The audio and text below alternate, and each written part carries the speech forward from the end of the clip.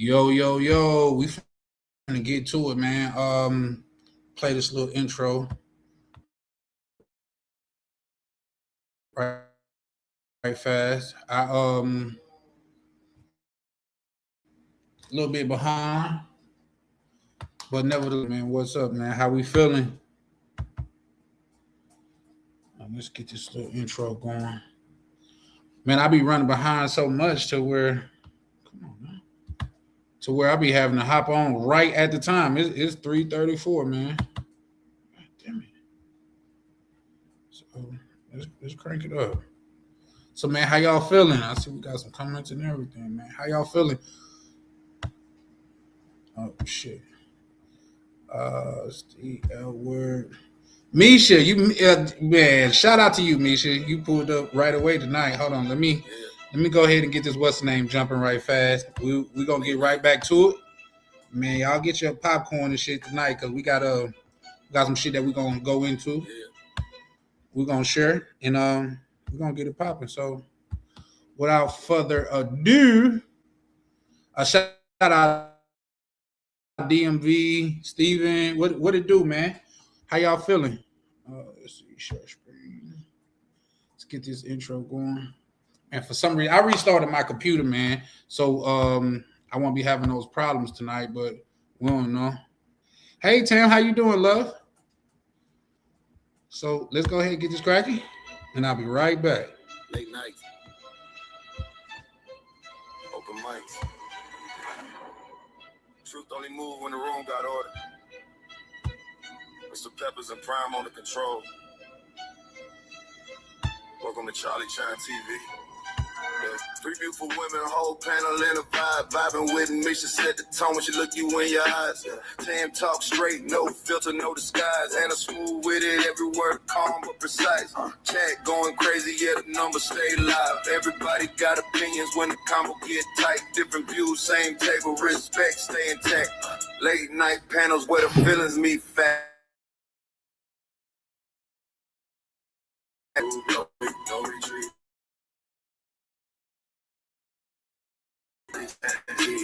TV, Charlie Chan, TV, Charlie Chan, TV, Charlie Chan, TV. Once again, man, Charlie Chan out here, man. Some of the most beautiful women, bitch friendly, like that. Yeah, sick of the lies. Same topics rotate every time they go live. Black man in Germany, Berlin, state of mind. Different culture, different land, still speaking this side. Black cleaner, keep it solid, street calm, no flex. Miguel, keep it gangster, let the truth handle the rest. Ain't nobody running when the questions get steep. Nothing moves unless Peppers not. Prime say speak. Two moderators. One room, one mic at a time. Now let it cook. Charlie Chan, TV, Louisiana, where it starts. Southern roots, but the vision way bigger than charts. And I'm talking night.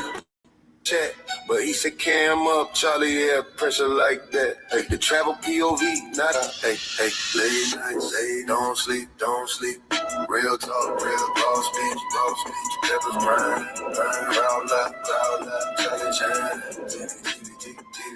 Charlie Chan, Charlie Chan, shout out to live chat. Shout out to Replay Gang.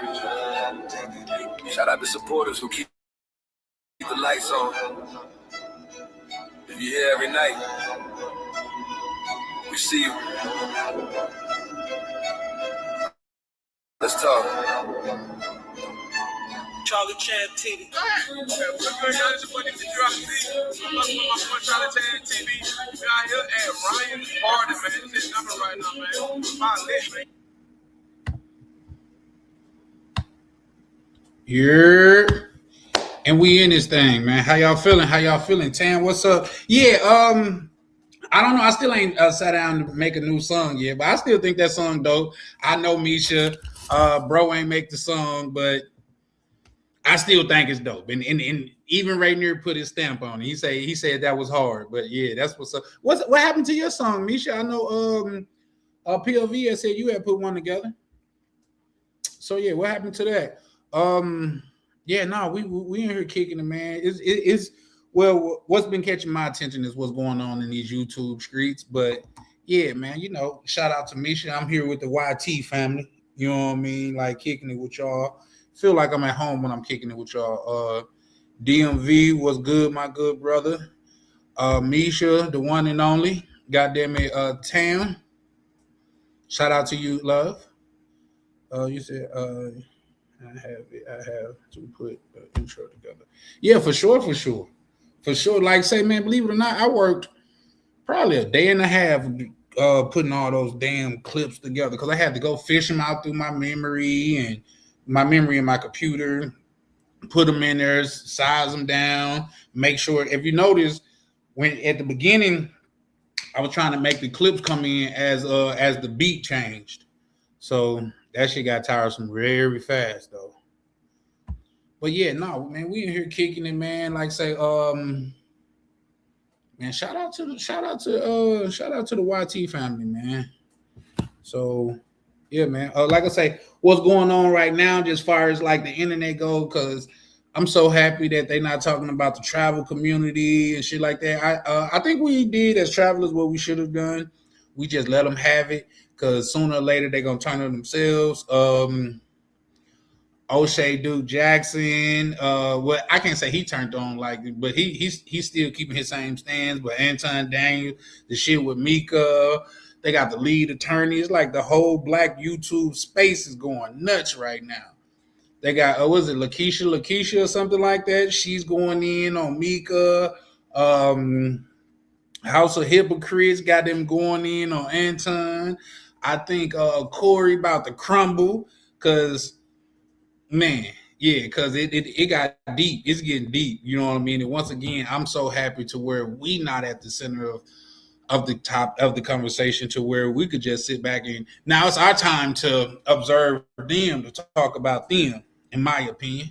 But who knows? So, guys, I'm tell y'all up front, hopefully now my goal time tonight is 2 to 2.5 hours because I could come back to back long as we starting to cutting them short and stuff like that.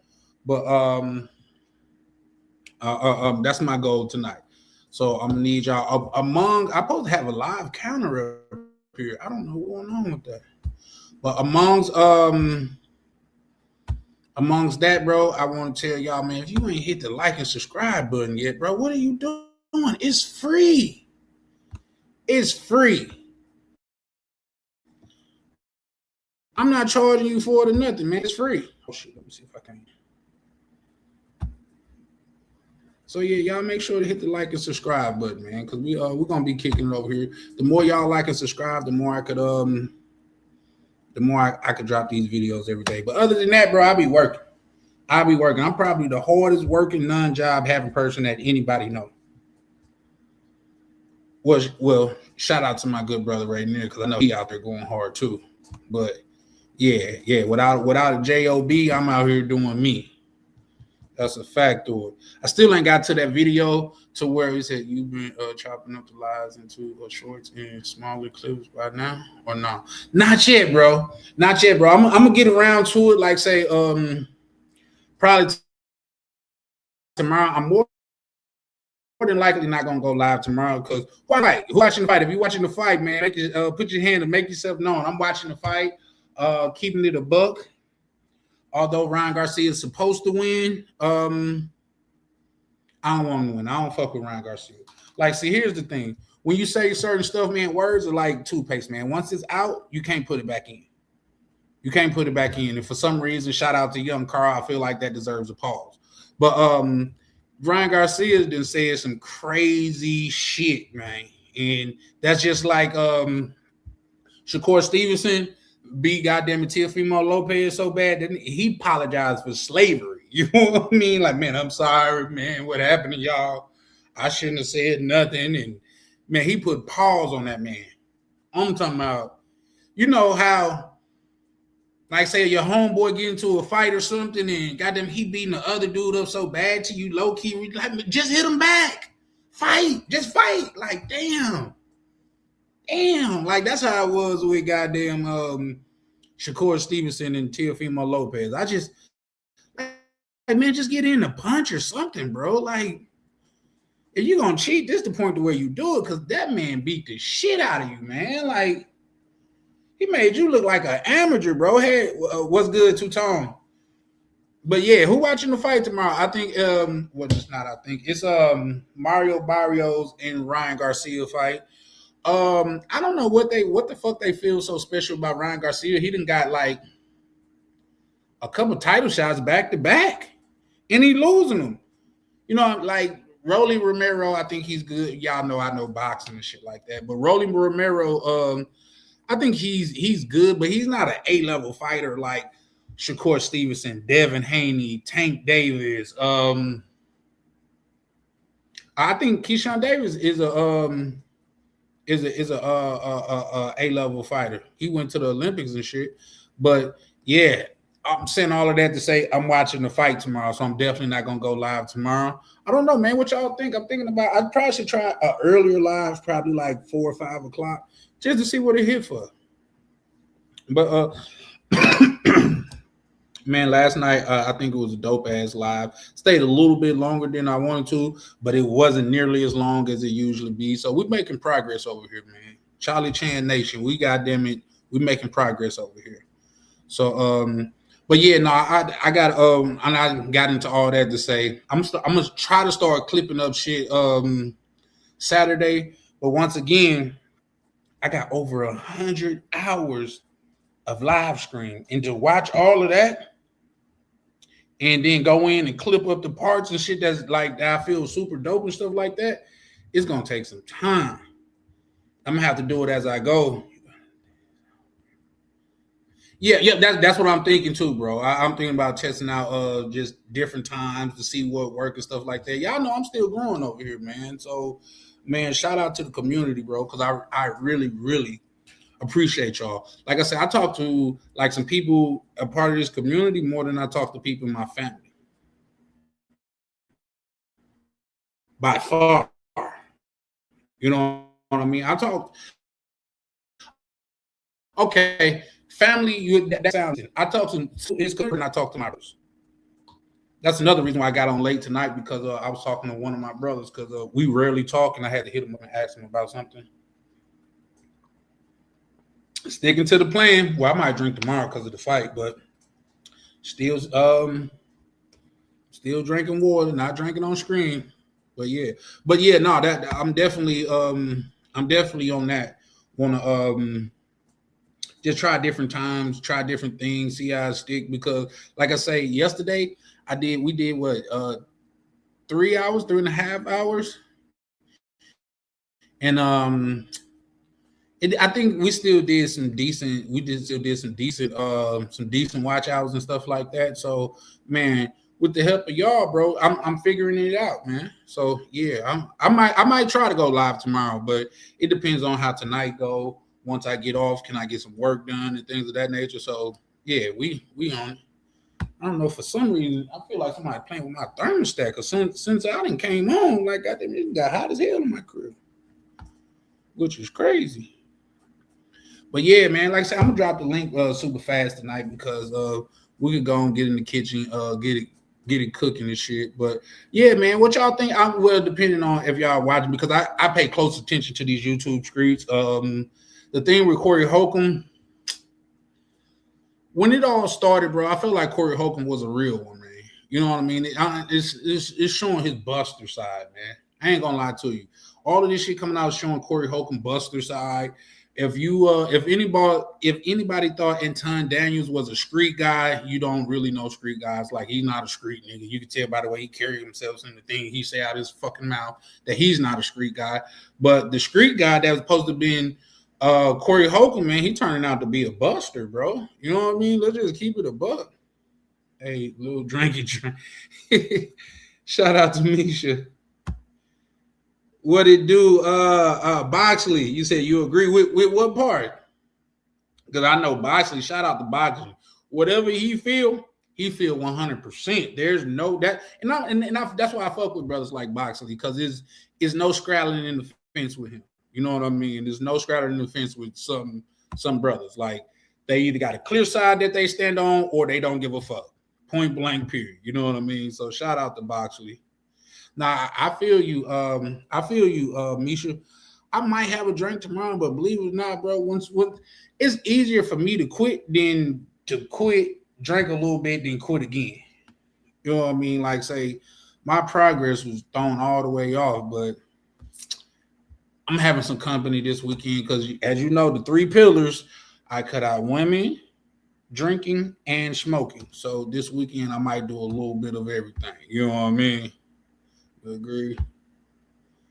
Yeah, both of them. Oh yeah, you say fuck with both of them. Well, you agree with both of it? Yeah, man. I think yeah, Anton, like if you think he a street dude, come on, bro. You don't really know street dude. And Corey Holcomb that was coming off as the OG and he abide by the rules and shit, the street rules and shit like that. He coming off as a buster, bro.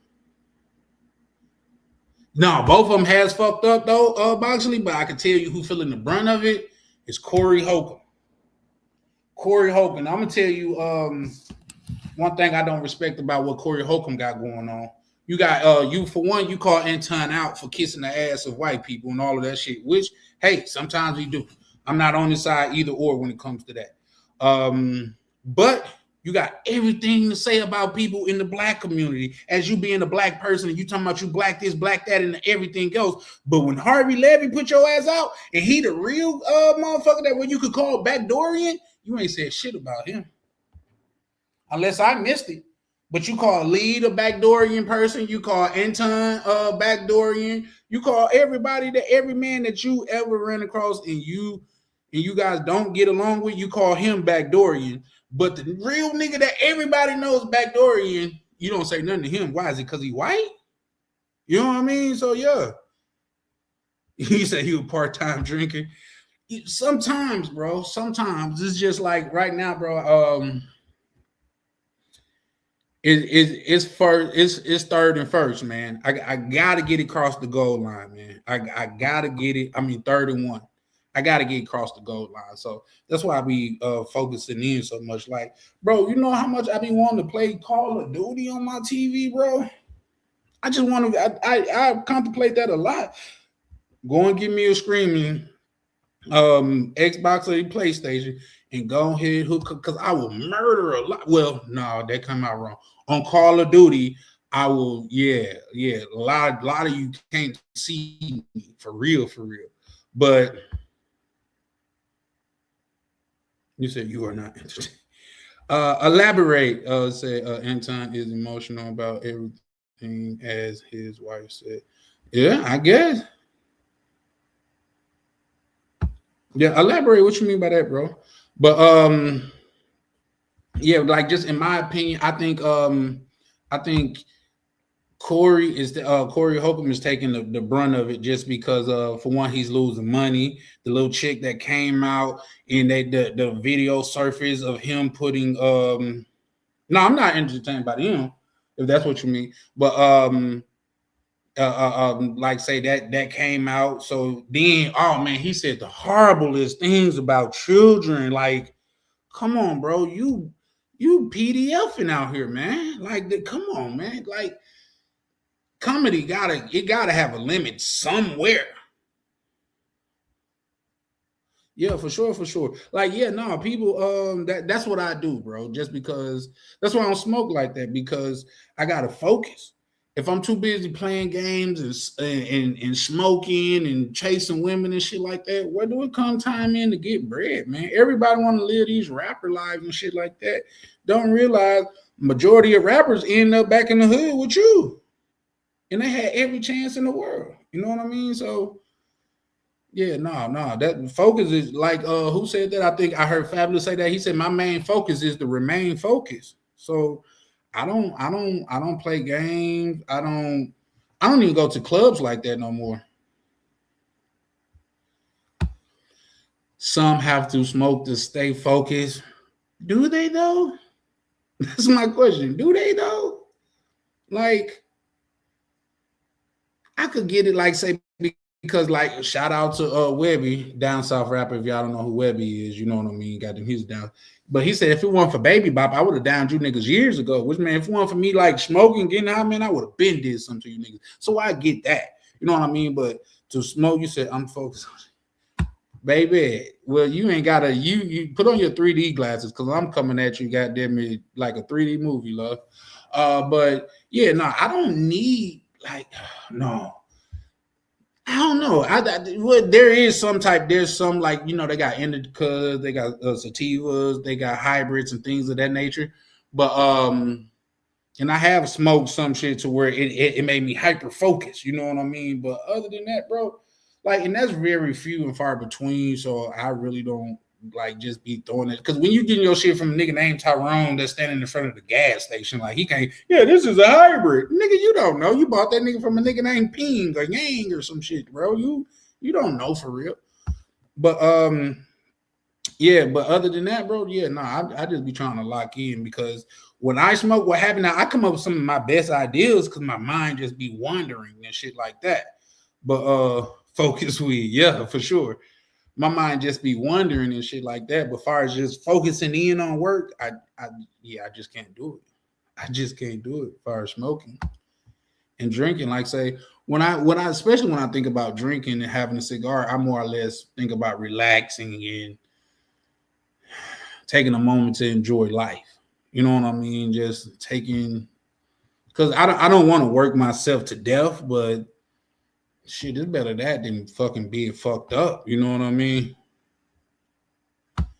Shout out to you, bro. You said, well, I've said that a couple times, but I don't mind sharing it, bro. Well, I got a certain health journey that I'm on. Like it includes like physical fitness, weight loss, and things of that nature. I got a mental journey that I'm on to where it includes like leveling up as far as my Spanish go, getting in a certain amount of books and just leveling up my whole education. And then I got financial goals to where I'm trying to have a certain number in a month. You know what I mean? I'm trying to do it all above board. Like if it's not above board, come on, bro. You could do 100 bands in a month without being above board. But I'm trying to get to a certain number in a month being above board. You know what I mean? So those are some of that's the majority of my goals, not without going into like specific goals. But yeah, for sure, man. Generally, statistically speaking, people that wait till New Year's to make resolutions and shit like that, they generally quit by February, 15th, 16th? They generally quit. So that'd be my thing. I come up with a new one every week just because like it's like I'm watching game tape. I'm seeing what I did wrong and I need to go in there and execute and make it better and do better. Shout out to my good brother, Mr. Peppers, man. That's my cigar brother. You know what I mean? I was just talking about some cigars with my actual mama's son, my actual brother, and he was like, yeah, man, I said, I was like, bro, you smoke cigars? He like, yeah. I said, bro, we not talking about Black and Milds. Those are not cigars for real. What are you talking about? He said, no, nigga, don't blame me. I do be smoking cigars. So when somebody say they fuck with cigars, whether you close to me or not, I'm always testing your knowledge or I'm testing like, are you really about that? I'm like, okay, what's your favorite brand? There's that. But like say, far as my favorite brand, if you guys wanted to, I say Monte Cristo. That's a good brand. The book that White Guys Should Have All the Fun. That was one of his Reginald F. Lewis. That was one of his favorite cigars, and those are some super dope cigars. Also, Andrew Tate and his brother they spoke about Monte Cristos before. I like Gurkhas. We talked about that last night. Yeah. Now here's the thing. A lot of people, well, myself included, I didn't know the Dominican Republic was such a big cigar place. Garcia Vegas. Yeah, I don't. Well, the Garcia Vegas that I know is we call them bust downs. Like those are the easiest thing. That's how I started. That's how I learned how to roll.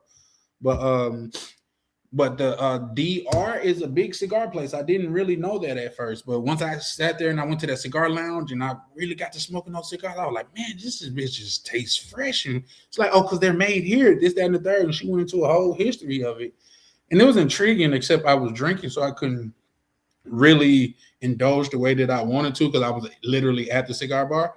But yeah, no, that was it was dope, and I didn't know like the DR is huge. Right there, you go, for sure, for sure. Shout out to Black Cleaner pulling up, man. How you doing, good brother? Yeah, I didn't know that, man. Next time I go, I'm probably gonna see if I can like spend some good money on them to get some back. You know what I mean? But yeah, man, I'm gonna drop the link right fast and shit. Like I say, y'all know it's generally like a good 15 to 30 minute little intro and shit like that before we start cooking, shit like that. But I really want to just dive in on that, man. Just give my whole intro on what y'all think about what's going on with the Anton Daniels, with the Mika shit. You know what I mean? Turns out, man, Mika's crafty, man. She's crafty, man. Listen, there's nothing more dangerous than a beautiful woman with a demonic plan. And I'm not saying Mika had a demonic plan, but come on, man. Like, go on, get a firearm and take me out, man. Don't use one of these bras to come kill me slowly, bro. You know what I mean? Because yeah, now here's the thing: the female, I think her name Lakeisha or something like that. She was going in on Mika, like, oh, she's a whore, and you this, that, and the third. You got a husband now. Turns out she do got a husband, and to say the least, man, he gotta be a sucker, man. Like, ain't no way that my wife, especially for 2-3 bands a month, man. Come on, man. If 2-3 bands a month is what really got her going over there doing this, that, and the third, bro, you need to start selling bowls or something, man. Like, pick up a hobby, like do shit. Man, sell corn on the side of the road or something, bro. Like, this is, by corn, I really mean corn too. Like the Lotte joint. Like, she said she getting $2,000 to $3,000 a month, which is cool on YouTube. Honestly, if I get there, I'll be blessed. But just for you to go over there and be doing that, like my wife sitting on the floor at the fucking NBA game with a nigga all hugged up and shit. Ain't no way. Ain't no way. But that song, ain't no way. Ain't no way, bro. And then, like, I mean, everybody could tell from the outside looking in that Anton Daniels and his wife got some type of understanding. You know what I mean? Which is, I think, in my opinion, is smart. You know what I mean? Like, she ain't got to be out here dealing with any Pookie and Ray Rays. He keep her laced up, buying her new cars and shit like that. Like, a lot of these hoes selling box for a couple dollars. At least she locked in and goddamn it living the best life. She got a kid out of him, so, and he have even said, no matter what happens between them, she gonna be taken care of. So why not? You know what I mean? So it's obvious that they got something going on, like when they got an agreement. And from the outside looking in, okay, I respect the sanctity of marriage and stuff like that. But how can people judge the other people that don't? Like, say if he got something going on with his wife and they agree on it, like, who are we to judge?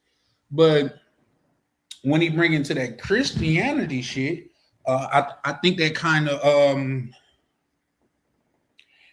changed the narrative, in my opinion. But I don't know, man. To me, like I say, the whole shit with Corey Holcomb, and he will still be cool. I think like he made some suck ass moves. Like, what you do is you do the same shit. Like, you supposed to be a pillar of the black community and shit like that, but you made 2 black women look like monkeys. What type of shit is that? Come on, like, we gotta call a spade, man. What type of shit is that? Every black man that you get into it with, he's like backdooring, but the white dude that's really backdooring, that the whole world know that he's a backdooring, you don't say nothing about him. I don't know what I did to y'all, but it worked. I'm losing kids. Wow, okay, to him. You pleading to him, but when it comes to everybody else, you call them lead in the N-word, ASS, attorney. Come on, man. But yeah, no, man. That's just my thoughts on it. Boxley, what it do, good brother? That's just my thoughts, stuff like that. Boxley, how you doing, man? I'm Gucci. Better every day. I heard that, man. You know what I'm I saying? heard that. Yeah. No, I keep up with the streets. You know what I'm saying? Like I matter of fact, what's crazy is I was on Mika's show. With Anton, and he let's say he had to and I was on there because I'm on the travel bro passport bro side of things. So, I was on there to defend us and talk about brothers that have the freedom. And Anton does what he does. Starts putting up the roadblocks. And you know what I'm saying? Man, I remember this is like 2 years ago. I was in Colombia and I was on the show, and he literally blocked me. You know what I'm saying? No. Hey, I know you got that. Send me the clip of that, bro. I want to see that. Bro, it was wild, bro. I swear I had to find it, but yeah, man, I was on there and he did what he do, and like he do with Molly, like he does with Molly, like protect her and let her say anything crazy to you, and I started to turn up. I'm like, you just gonna let them talk any kind of way? Cool, no problem. Nah, you definitely turn up, Boxley. Like, no yeah, problem. no, like no problem. You definitely be turning up. But hold on, right fast. Let me shout out because some people starting to roll up. Shout out to Misha. How you doing, sis? You good? I'm chilling. What's up with y'all? Man, kicking more game than goddamn it karate. Well, kicking more shit than karate instructor. OTO, how you feeling over there, brother? Stupid, bro. Good to go. Shout out to you. Oh man, appreciate you. Black Cleaner, what's the word, bro? How you feeling? Chilling. Shout out to the panel. Yo, that was the same situation that happened with me. With that's the person that I was telling you. They was talking about Floyd, and lining him up with us in the tribal community. And I'm like, yo, how you gonna be trying to put a 20-year-old in a line with a group of grown men? And that's when he blocked me. Mm-hmm. That was the AD channel and shit like that. Yep. Wow, that's crazy. So with it being Mika, like they just essentially just would not let me talk. They would not they just wouldn't let me talk. Like it was crazy. Well, here's the thing, Boxley. If I'm calling a spade, when it comes to the women over here, not anybody could talk. It's just when they get like disrespectful is when I kind of step in. But like say the women that's over here, Tim, Misha, even Anna, all them women could hold their own. But when people feel like when men feel like they're gonna pull up and just bully them, like this not that type. I'm not a bully. I don't think I'm a bully. No, I'm not saying you bullied them, but I know how you could get, bro. Me and you talk in the back office all the time. I know. I like Kim. I think that she's an intelligent, strong woman, and she deserves respect. You know what I'm saying? And she knows, and she understands us. So I'm not gonna she understands us. She rolls with us, rocks with us, is on our side. So, yeah, that's a fact. That's a fact. That's what, like, even back then last year when it was, me and Ken was, and I'm like, Ken, get to the point. I was just like, how you like to dragging stuff out, but it was just, I was like, man, I'm impatient. I wasn't drinking or nothing. I was just like, man, I'm impatient, man. Listen, man, your interrogation of her is, you know what I'm saying, slow.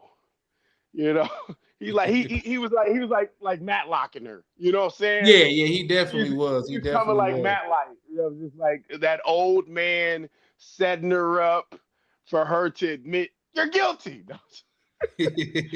Well, here's the thing. I think shout out to Berlin because I got to hit him up. You know what I mean? I think hopefully his birthday passed and he got off of his fast and stuff like that. But he called. He said, "Man, Ken, you did all that cooking and dropped the plate at the end, bro. What was that about?" Damn, that's crazy.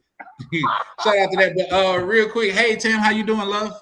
That's because he never went nowhere with it.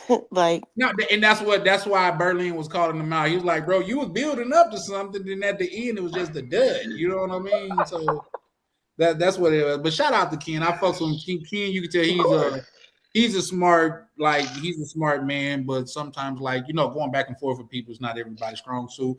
But just real quick, Misha, do you know? Are you familiar with what's going on with these YouTube streets, as far as like Corey Holcomb, Anton Daniel, and stuff like that? Nope. Oh wow. Okay. Yeah. Well, here's the thing, and it generally wouldn't catch my attention, but the same brothers that's involved in that stuff is the same brothers that was like kind of shitting on the travel community. Correct. So it's our turn to just. I'm not gonna sit back and really talk shit. I just give my honest opinion of it, but it's our turn to critique them and shit like that. The well-to-do brothers and. When y'all ain't got shit to talk about, y'all make fun of people with passports, specifically black men. But that's just my standpoint. OTO, what you think about the situation? Man, YouTube antics as always. But shout out to the brother Anton. I mean, I definitely like most of his commentary about financings, just about also getting your life in order. But when it comes to relationships, I mean, I really don't listen to a lot of people about that stuff. But I get everybody has their dirt. Everybody has their secrets. I don't know if anything's confirmed. People are just chatting like they always do. But I'd say it's a big nothing burger. It'll blow over probably a week from now and a month from now, and we keep it pushing. It's just something I guess people are entertained by. But for me, shout outs to the big homie. It's about his overall message. And I think for the most part, it's pretty positive, even though he did do a little jab at the passport or, the passport community. But I don't care. Yeah, for sure. And say, as far as on the surface, it's not really that important. And let me be clear, because I have said this before on the other. I'm a part of it. I'm watch his Patreon, because when it comes to business, bag chasers, I don't think I'll go say that, but I don't want to say I'm a part of it. I do partake in you tapped in. Yeah. When it comes to business. He good, bar none. You'll be hating if you didn't agree to that. When it comes to YouTube, when it comes to business and things of that nature, he really know what he's talking about. YouTube. Yeah, I pay all year to watch when he drop YouTube content, because he is really second to a machine. None. Yeah, for sure. Yeah, he like a machine the way he produced it. But I think I like him too, because it's just personality is braggadocious. Definitely he stands firm on his beliefs and who he believes himself to be and his potential. And then most men in general don't feel like that about themselves. So they always try to humble you and get you to shut up about your abilities and your competence and your accomplishments. And then to have him, at least especially a black man, who's very, he stands on his square about what he believes in and what he does and the effects he has on the community. And then he's like, bring it in the ring. If you can match up toe to them, I mean, of course he has his flaws. As all people have their flaws. But at the end of the day, I'll say the macro is definitely positive. And I think a lot of people just don't take well to those type of archetypes for men. They want you to just shut up, be humble, say, oh, no, I ain't really did nothing without my mama type shit. But he just ain't like that. Shout out to him. Yeah, and you know what? That's a great point, OTO. I agree with that. He do stand on who he is, but I think when it came to the whole Corey Holcomb situation, I think he played that wrong. I think both of them won and lost, in my opinion. Corey outstreet, goddamn it, Anton Daniels, and Anton Daniels out corporate him. But unfortunately, YouTube is a corporate world, so Corey Holcomb is taking the brunt of that. His reputation is goddamn it tarnished. So, and Anton Daniels seems to have been moved on. You know what I mean? Except for this Mika situation, and look like they kind of ended her marriage. But shout out to you, KB. Tam, are you familiar with what's going on with any of that? I know you out there keeping them good benefits going, baby. So if you're not, I understand. I might be in and out because I posted some plants today, so I'm selling them. But the only reason why I know is because the more y'all talk about it, it be popping up on my YouTube. Okay. So then I click on it and I watch it, but I don't really have an opinion on it because it don't, Yeah, I get that. Well, and here's another thing. I would say this: if a person get on this internet and say Mika is ugly, they haters. They haters. You cannot say that. Listen, no matter what you can say, you can call her a whorelid, a harlot, a Jezebel, anything, but you can't call that woman ugly. A Jezebel. Yeah, you know, I took it down south. Jezebel. A Jezebel. Yeah. It sounds like you just changed your tones on it. Wasn't that the same thing you said twice? You good, Tim? Yeah. Oh, I'm okay. listening. Okay. KB, what's up, brother? How you feeling? I'm good. Jezebel, who's the Jezebel? What are we talking about? Well, we're talking. We was bringing up the whole thing is like, say, like what's going on in these YouTube streets, far as like Anton Daniel, Corey Holcomb. They even involved the lead attorney, which bro came out clean and untarnished. Now that's another brother that's on his game when it comes to YouTube. The lead attorney, bar none, top tier. You know what I mean? I put him in MTR and a couple other brothers like top tier content creators. You know what I mean? And listen, Corey Holcomb called him out, and he said, "Man, I never had to do this, but I came out with receipts," and he showed his receipts. So, and Corey Holcomb, his response to that was to dox lead attorney, which was crazy to me. Like sometimes you could hit below the belt, but we know that's the type of person Corey Holcomb is turning out to be, a dishonorable man. You know what I mean? Because to bring up, and then, okay, now here's the thing. This just my quick. People your age, KB, is that they get more of a pass because there's no honor in your age nowadays. You know what I mean? But growing up, there was honor. There are certain ways that men conducted themselves. Like we could be in the barbershop, we could be talking crazy as hell. But as soon as a woman and a child walk in, everybody straighten up. There's no more cursing. There's no more explicit conversations because men know how to carry themselves. Now, hold on. What exactly? I heard about this a few weeks ago, but I mean, when I heard about it, I'm like, man, this is nigga news. I didn't really pay too much attention. It's nigga news, man. I'm just like, man, whatever, you know. I heard about it, and they're like, oh, you know, Antoine Daniels, he banging somebody from the panel or something, and I'm like, man, man, turn this shit off. What did Corey do this time? That's crazy. Like I'm still getting over the nigga news. That's crazy. Well, you know he likes Germans. He do like Germans too. Like he did last night say, if it ain't white, it ain't right. That's what he said. Oh, are you serious? Carl. A little bit. I ain't gonna. Not a little bit. A lot. I've had my difficulties with black. You mean a lot, or you mean a little? Which one is it? I did say. I ain't gonna cap. Yeah, I did say. Oh yeah. Wow. Yeah, bro. Carl, I got my difficulties with white women. With black women, you know, it's like I prefer white women generally, especially if you dark too. Where the white women at? Right. What was that movie? Oh, My Milk of Magnesia. Yeah, don't be a minute. Here's the thing, Carl. In my opinion, I think you come off too educated to say such nonsensical things. You know what I mean? Like that's what? Just, in my opinion, that's just as bad in my opinion as a white person that then only had a couple interactions with black people going to label all black people. But it was in the textbook. Are we talking about dating black women, or are we talking about nigga news? We're talking about what you just said about dating black women. That's what I'm referring to. Oh, I mean, it's a preference. I'm not like, oh, you know, black women shouldn't have rights or something. I mean, it's copacetic. Like we're on different planets, and it's fine.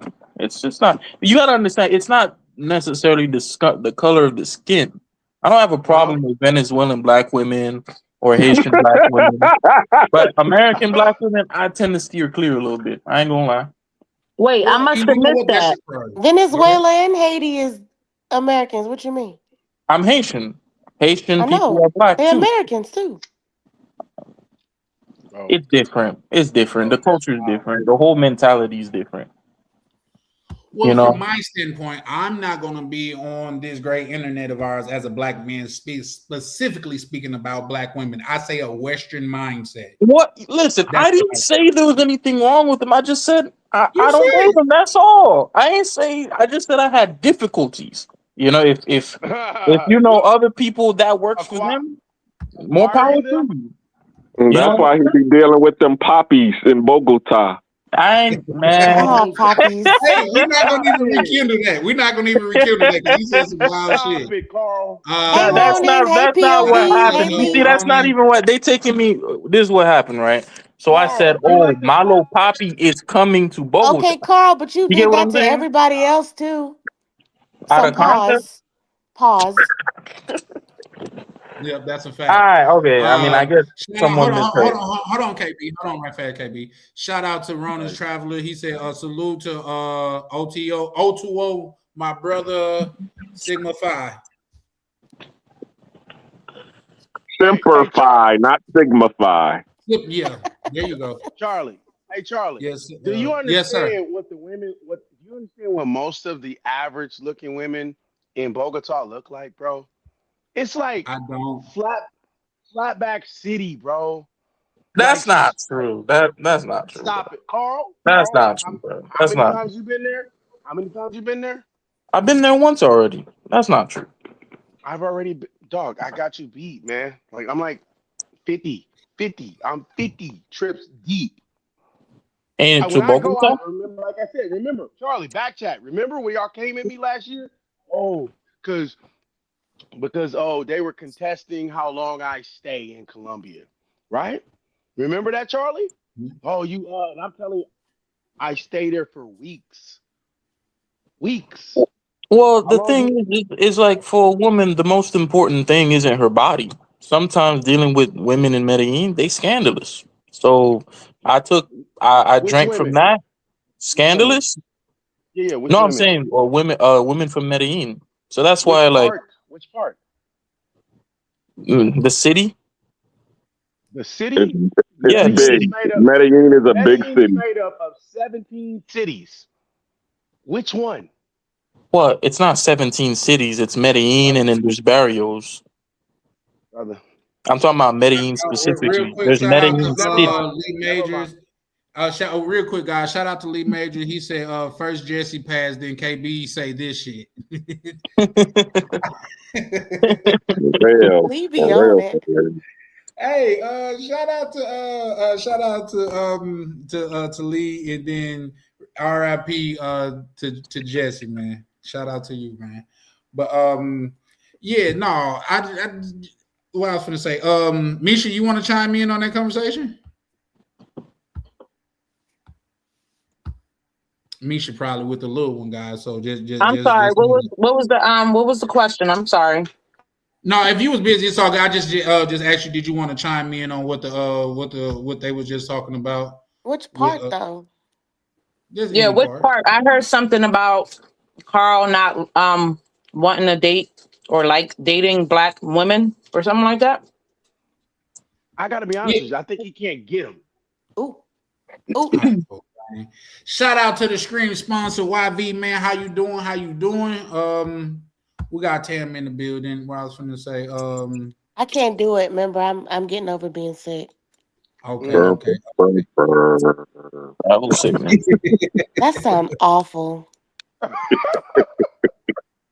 That sounds very awful. Yeah, that was definitely. That's like the batteries are dying in the horn.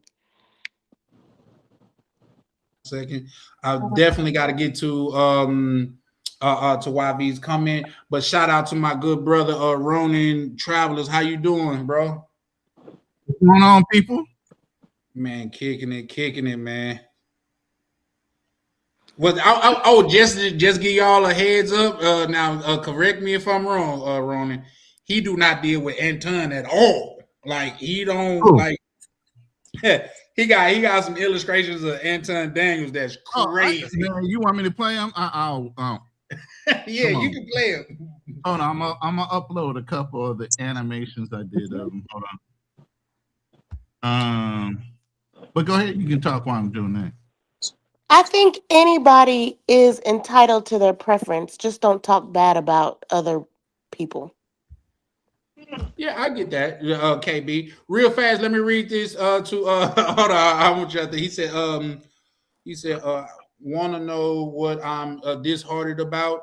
Black folks always fighting each other, no matter the pay grade. I purposefully don't follow Anton and Corey's mess. That's what's up. That's what's up. Well, because I am a creator that, like, say, a content creator that does play into my repertoire and things of that nature. But you ready for me to go put that up there, Ronnie? Whichever one you want to run with first. Okay. I don't think also. I don't also. Oh, go ahead. Oh my gosh. What is Damn that? it. Oh. Yeah. He did. Hey, he did Anton Daniel bogus on that one. He go a second one.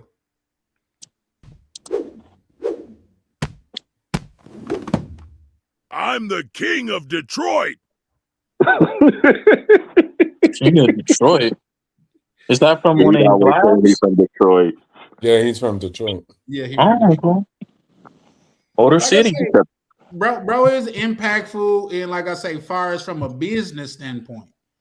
He like I haven't ran across a person that like put business in like the way that he do, especially when it's in the back office from like the bag chasers.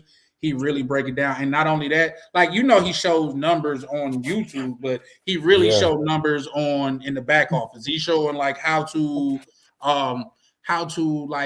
shop your channel around. You know what I mean? What they be looking for. In fact, because of him, I started paying more attention to my 90-day YouTube analytics opposed to my 165 days analytics. You know what I mean? So when he do that, he really on that. But once again, his brokerage account, he show it all. Yeah, he definitely show it all. That's a fact. He shows back office and everything. But I'm not looking to Anton Daniel for dating advice. You know what I mean? That's like, bro, I'm never gonna go to a Chinese restaurant and order a pizza. That's not what they do with it. You see what I'm saying? I'm gonna get Chinese food from the Chinese place, and I'm gonna go to an Italian restaurant to get a pizza. So that's just it. And before anybody say something, because I know it's a bunch of smart motherfuckers, an exception to the rule do not disprove the rule. That's all I'm saying. But with that, I also say, like, bro, it's not black. Like, bro, and I'm saying this to the post that was made about black people always arguing no matter the pay grade.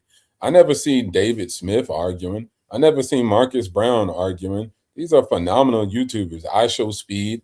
Like, it depends on who you following, man. Like, they're just people, and you're gonna have that in other communities too. I always see white boys going back forth with each other, but then you clog on to other channels and they don't do that as content creators. Blondie Cars, she creates a whole brand behind it. Jimmy with Mr. Beast, he creates a whole band. Now there's another band of dudes arguing all the time, going back and forth with beef. And so you just got to look at your algorithm and correct it, because you are watching the things where people argue and have that contention. That doesn't mean that's all out there.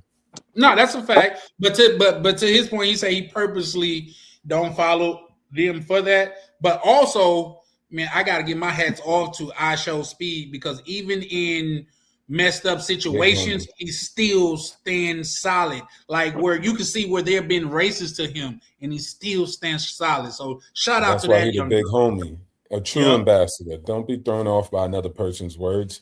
That joint is interesting when you allow somebody to say something to you, and it allows you to throw you off your horse. Just keep being I Show Speed and keep breaking barriers and keep climbing the new heights and soaring the plateaus that nobody would even actually know was possible.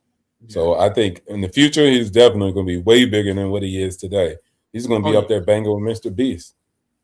Man, listen, once you can move a crowd, like he moved a crowd to where he damn near shut down the whole city, he's huge. But 1 second, shout out to my good brother right near. How you doing right near? How you doing, my good brother Charlie Shane? Oh, okay. You can take him right near. My phone died. Okay. I just noticed you wasn't up there when I was speaking to Ray Near. Well, Okay, before I was rudely interrupted when you asked me what do I have any feedback to say to Carl about whatever Sorry. he said earlier. No, I really don't know who interrupted me. I'm just playing. His preference is his preference. He likes what he likes. Who am I to have an opinion on him preferring to date white women than to date black women? So it is what it is. white women at? Where the white here's women the at? thing. Here's the He thing. wouldn't feel that type of way if he didn't go through, his experience with black women. So whose fault is it really? His.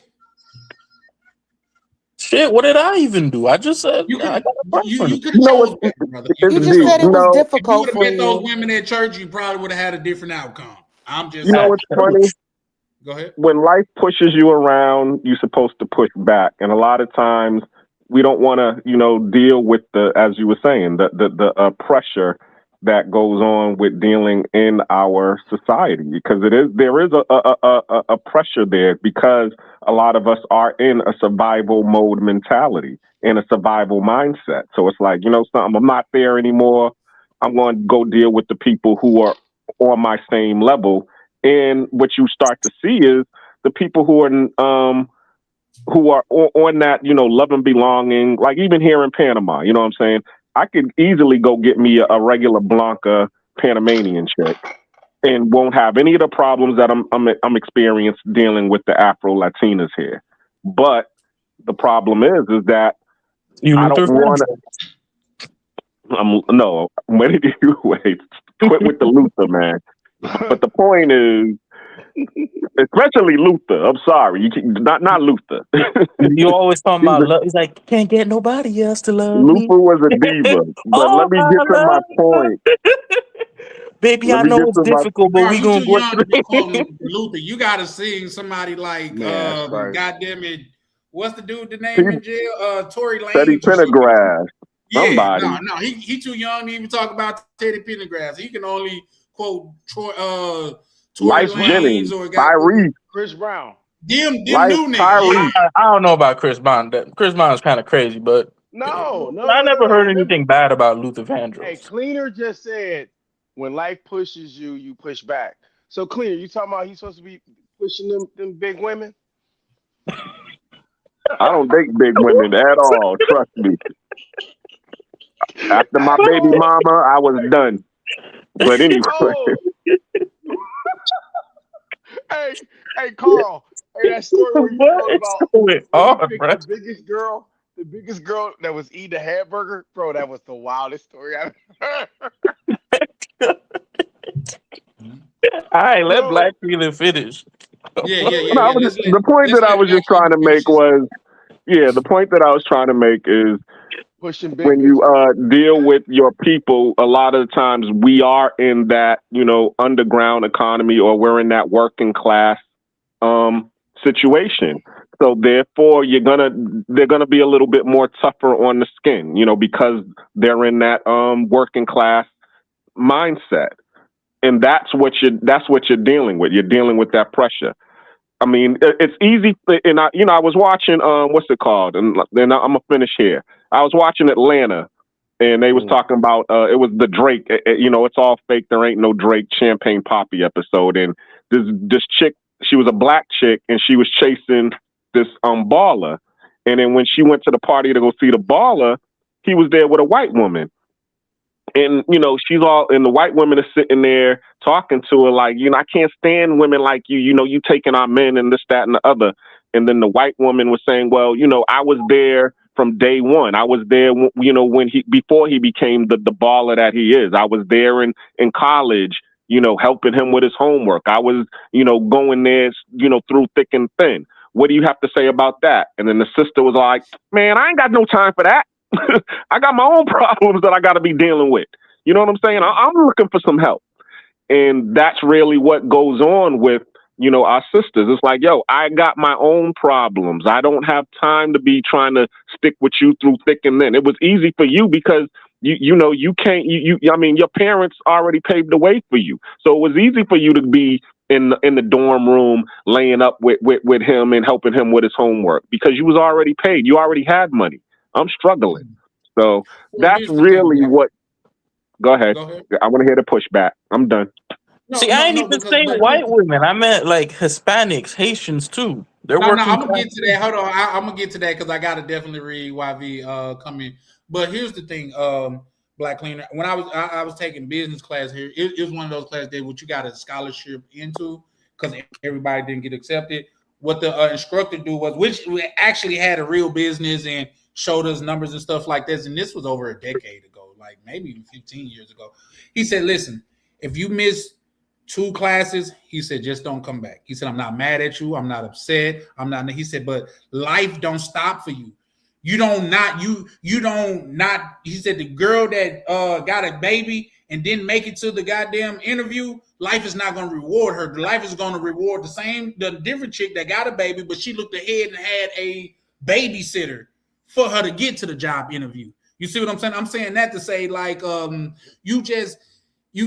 if you want, you can put your what's the names up there, your trials and tribulations up there, but everybody have trials and tribulations. It's about what you do with it. They say life is 90% of what happened to you. I mean, 10% of what happened to you and 90% of how you deal with it. You know what I mean? So yeah, okay, of course you can't. Who that just dropped down? That was Boxley. Of course, everybody can't do this, that, and the third, but at the same time, it's not your fault because you miss 100% of the shots that you don't take. You know what I mean? So maybe if she would have got it early, because I think you left something out in there when she was saying, she said, I didn't have time to invest early like you did, which is omitting that the white lady invested earlier. She goddamn it fucked with the dude when he didn't have nothing. But now that everybody want him, she's mad at the white girl because she invested early. That's stupid, in my opinion. But I got the premise. I used to love ATL because it was a lot of like subliminal messages in ATL. I really and I fuck with Daddy what is Donald Glover? Donald Glover, yeah. He's a smart young man. But with that, I land. Oh, let me read this right fast. KB, exactly what do you physically find attractive about white women? Please explain in detail. I want to know, Zoe. Sapase. That was YB. I mean, listen, white women, they got big butts. They working with a lot of white women are working with a lot. Huh? They're working with a lot. And at least do you mean credit? Is that what you're trying to get? Not credit. I mean, they're working with a lot. They're working with a lot of assets, in my opinion. Yeah, assets. You need to put that ETS on there. Carl, they're working with a lot. Shout out to POV. Carl. Go ahead. Did you say big butts? Yeah, something like that. Yeah. Oh, you're in Florida, right? Yeah. Oh, okay. So I could believe that. Yeah. Over here. Shout out to Lee Bages. Say that again. I said over here is different. He's in Florida, so I could believe they have big butts, but where I'm at, it's not like that. So Dr. Miami. It was shocking to hear him say that, but shout out to the snow bunnies. Yeah, listen. Brand new, like white girls with assets. That's just my thing. I fuck with who fuck with me. I'm from Mississippi, and I'm old enough to where you couldn't bring a white woman in the crib. You know what I mean? Like my grandma's crib, shit, you couldn't bring a white woman in there for real. Like I'm from, bro, in Mississippi, where I'm from, if you seen a white person in the neighborhood, they was automatically the police. That's how it was where I'm from. They automatically the police. Like he could have just came from robbing somebody and he's the police. So, but with that I land. OTO, I got a question, right? Charlie, I got a question for you. Hold on right fast, KB. Hold on. Yeah. Shout out to you, Mo Black. How you feeling, brother? Mo Black, you there? He probably doing something. Continue, Carl. My bad. So I got a question for you, right? Sorry. I notice, at least me, when I'm out with a white passing woman, right? Why is it that I'll see a lot of black women? If I was by myself, they wouldn't pay me no mind. But now that I'm with a white woman, they kind of look at me like I shit it in their face. That happens to me too. You know what I'm It saying? happens to all of us. I mean, That's what I'm saying. It's not really. It's it's not. just It it doesn't happens to necessarily have to everybody. be a white woman. It just could be a non-black American woman or just a non-black woman. Period. Yep. If you're not dealing with someone that's not like you, they're gonna be like, "Yo, why didn't you choose us?" or whatever. Or they're just gonna look at you strangely because it's like, "Oh, he got a girl." No, sir. Okay. Thought it was You know just. what? I thought it was just something. I was out on a date with a white boy, and Oh, these dudes. This was clarification. years ago, but these dudes was Word. taunting him. Mm. They were taunting him. Were these black educated men that were taunting him? I don't know if they were educated or not. Mm.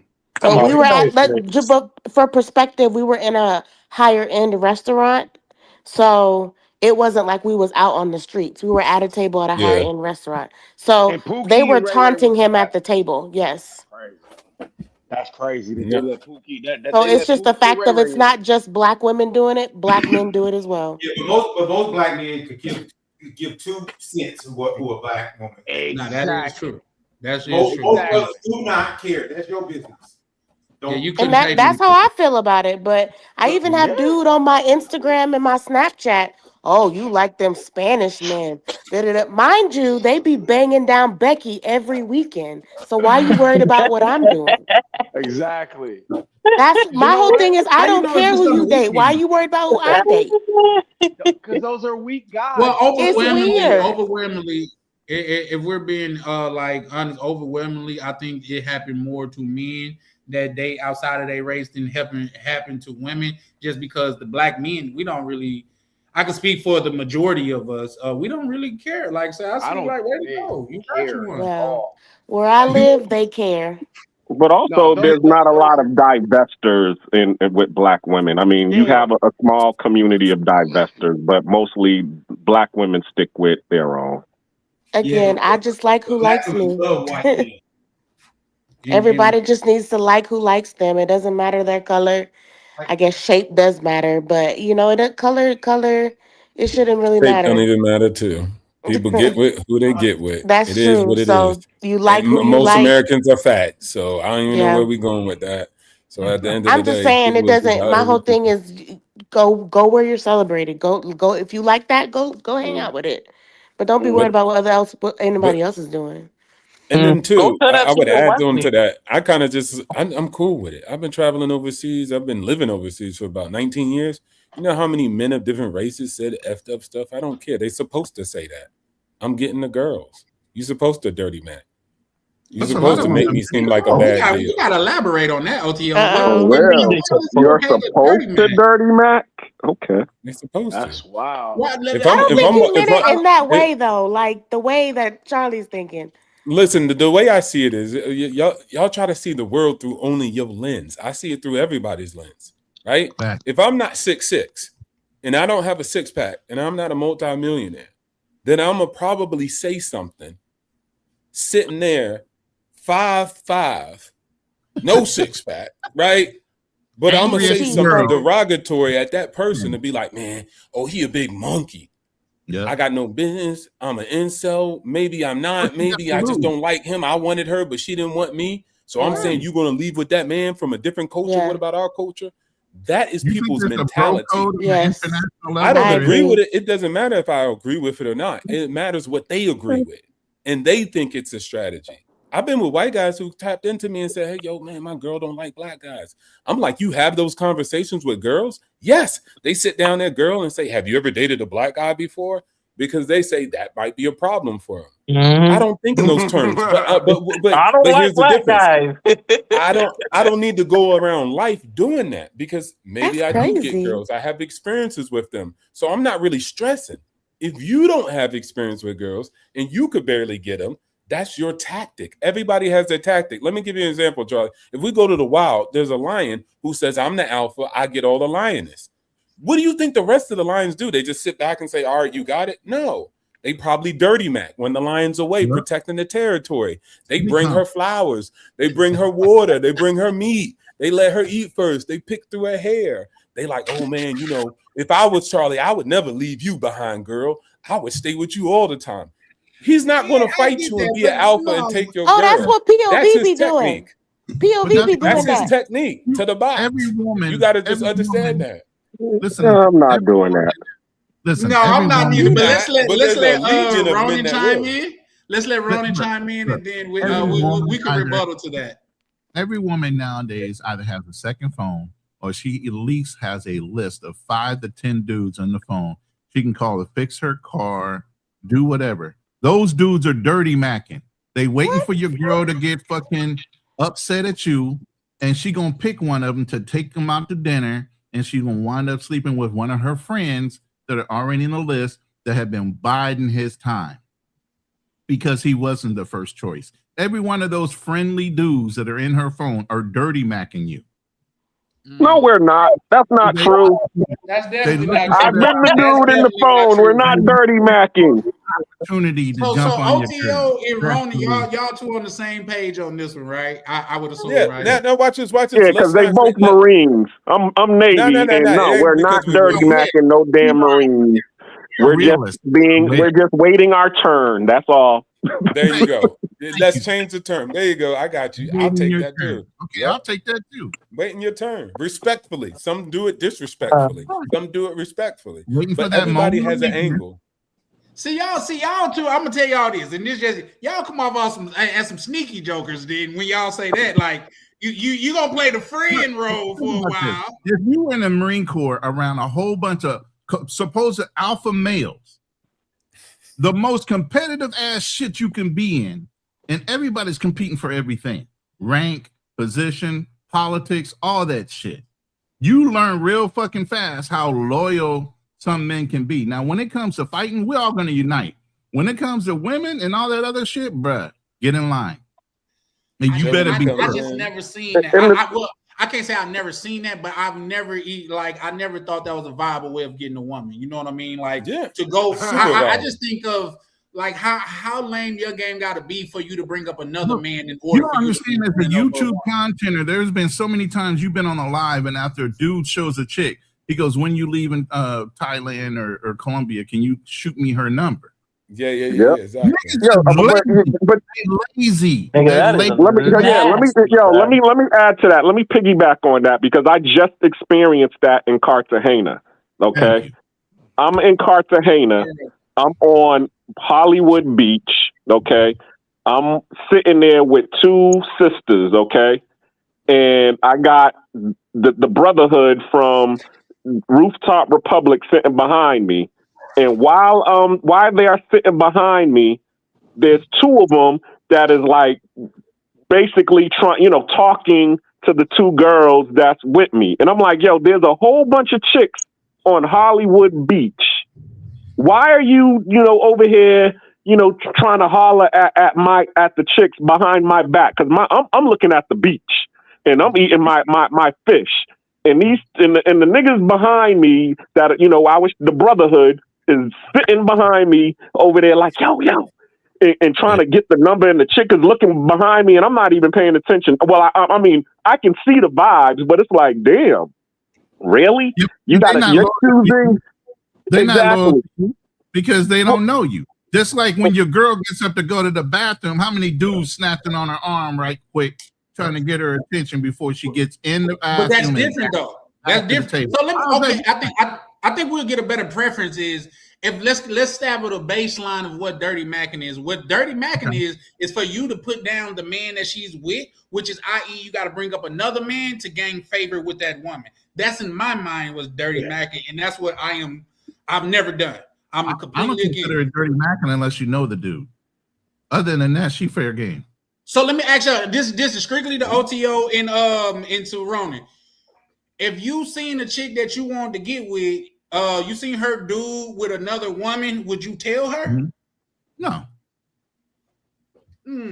But I don't have to be. Wait, hold on. Wait, I didn't get what you said. What you said, Charlie? Okay, if it's a female you trying to get with, and she got a dude, but you see her dude in public with another female, do you go tell her in order for you to get closer to her? No. Cut it out. Nah. No. I wouldn't even mess with it. To me. That's 3 different situations. Yeah, exactly. But I don't use the tactics. But I don't condemn people who use it because it's just a real world. People are going to use what they think is their best game and strategy. I got charisma, right? I got character. I got competence and confidence. So I'll just utilize that. But I do know that came with 20 years of experience in the core, traveling, engaging with people, being charismatic, building up my public speaking skills. Now another guy say, well, I ain't got all that. I'm going to use this. I'm not mad at it neither because I understand maybe what he's dealing with in his toolkit is more relatable and more possible for him to come at it that angle. And he might, maybe he, go ahead, RT. Let's take that a step further. Let's use our tactical knowledge. You know, old boy is fucking around. Obviously, his chick knows something's going on. She just can't put her finger on it. All you have to do is scratch that itch a little bit to get that curiosity over the end, and she's gonna come with you anyway. Wow! Oh my god! Realize that Charlie respect it. It's just is what it is. Just as much as you aware of your chick doing some shit. If you out there doing some scandal ass shit, she got it in the back of her mind. You doing that shit anyway. All you have to be is that dude that comes up on her and says, "Yo, if you feel like he's doing it, why can't you do it?" But that's different. That's different. Now, come on, let's put it in perspective. You feel like he's doing it. You just playing on her insecurities. But you saying, I seen him with Rochelle on the other side of town is something completely different. Now, let's put this in more perspective because the way that I look at it is, that's like me calling them. Playing on somebody's insecurity is a negative thing or a positive thing. Let's get that in perspective. Playing on somebody's insecurity. Playing on somebody's insecurities, is that a negative thing or a positive thing? I don't understand why that isn't a strategy. No, that's just said. The point of the matter is you called it dirty macking. No, I wouldn't call that dirty macking because that's what it is. Dirty macking. There's a big world out here. So why are you over here, all up in somebody else's business? No. I'm talking about playing on a woman's insecurities. I'm not talking about another man. I'm talking about playing on a woman's insecurities. That's a part of the game. Totally different. If you know she's lagging. Hey, Charlie, the guy with he on a personal call. All of that. So I can hear you from a totally different level than the Weekend Warrior guy that you referenced. Yeah, I don't want his personal business to be online. Yeah, for sure. I didn't even catch that. Good catch. But here's the thing. It's dirty macking when you're bringing up another man for you to achieve your goal. It's different for you playing on a woman's insecurities because that's a part of the game. That's what a man do. If you see she's lacking guidance in her life or she's lacking companionship in her life, you would be a fool not to come in and offer that. That's like no different than a monkey, goddamn it, getting fleas off another monkey's back to get with her. But for you to put down another monkey to get with her, he over there getting fleas off another monkey back. I'm offended. I'm not a monkey. I'm a super. Hold on, Ronan. I got a question. For you, right? I'm a silverback gorilla. Hold on, Ronan. I got a question for you, right? Yeah. I gotta ask, does that shit really work? Like, he out there, he cheating, he doing this. Does that shit really work? I feel like that's kind of weak. For some women, yes, it does work. Yeah, you'll get some friend or an ally at that point. You'll get some sympathy sex. Have you ever seen that movie Inkwell with Lorenz Tate, where Lorenz Tate snitched on what's his name, Ricky from Boys in the Hood? Yeah, what's his name? I don't think Morris Chestnut. Morris, yeah, he snitched on Morris Chestnut's character. The best man. Yeah. In the Inkwell, and then at the end, Morris Chestnut's wife ended up sleeping with Lorenz Tate's character because she found out it was him. Morris Chestnut was so secure that he was the only one that got with his girl. He said her shit curves to his shit. And old boy sitting there looking at him like, oh, really? And never said a fucking word. The whole time he knew. He had already doxed her. He already taxed her and never said a word. Just kept it. Charlie, I don't go to his grave with it. And that was his boy. Yeah, it was. Man. But Charlie, that's friends like that. Who needs enemies? But see, hold on. There was no dirty macking with that situation. She chose him in the best man because she already knew he was out there, you know, messing with all of these chicks, and she was just tired of it. So she ended up doing it with Tay Diggs. That's still. Hold on, but I know, like, but hold on. That's not dirty macking. I'm talking about in the inkwell when Lorenz Tate actually sent pictures and photos and actually went and did something dirty to Morris Chestnut's car, and then, you know, and that's how she found out that he was cheating. That's dirty macking. I feel like in a way with the whole dirty macking and, you know, I'm gonna tell you your boyfriend's cheating and blah blah blah. Like, I feel like you gotta almost sacrifice some level of self-respect to do that too. You definitely do. Yeah, because it's like it's not just a one thing. Like, you know why you're here, but like you want to play pretend like we're just friends and we're just this and we're just that, and then you're just waiting like a vulture, like, you know, trying to. Oh yeah, you know, I smell a weakness. Let me go in and see what I can feed off this carcass. Dude, no, KB, it's probably because you're young, but dudes lay and wait in the friend zone for years for that specific time to strike. Decades. For that specific time to strike. No, we don't. No, not you. I know, but like you almost gotta sacrifice some self-respect, bro. I'm like, damn, bro. I don't really want to talk to you like that. Like, I'm just trying to get some pussy, but I want to make it more than what it is. As you said, I mean, yeah, there are guys who are in the friend zone. I've always been friend zone dude. Okay, but as you said, I already know it's gonna play itself out. You know what I'm saying?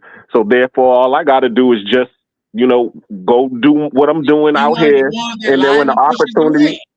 Exactly. When the opportunity comes. I'm not doing it. Hold on. Yeah, but we're not talking about you, Charlie. We're talking about other people. I was asked a question. I never got to answer it. My apologies, sir. Ask again. Answer the question. Finish your answer. Sorry. Your question was phrased to me in a way that, does that really work? Right? Oh, that's what KB said. Does that work? Yeah, I mean, does that really work? Like, your self-respect comes intact afterwards? No, I don't do it the way you phrased it, though.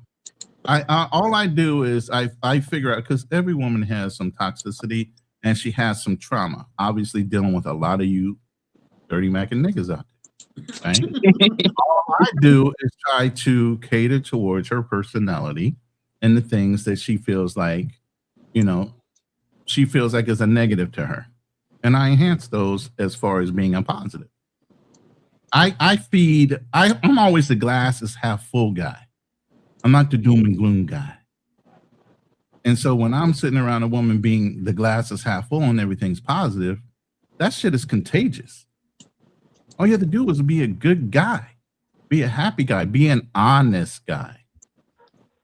Let me ask you, Roman. Hold on right fast. I got one last question, and that's it. I got one last question. Hold on. You can hold your question for a second. All right. Let me land my plane. A lot of guys don't understand, especially now in this climate and this time. If you're honest with a woman, say you do want to date 2 or 3 women, and you keep them up to speed on who's on the roster and what's going on, they have a choice to stay or leave.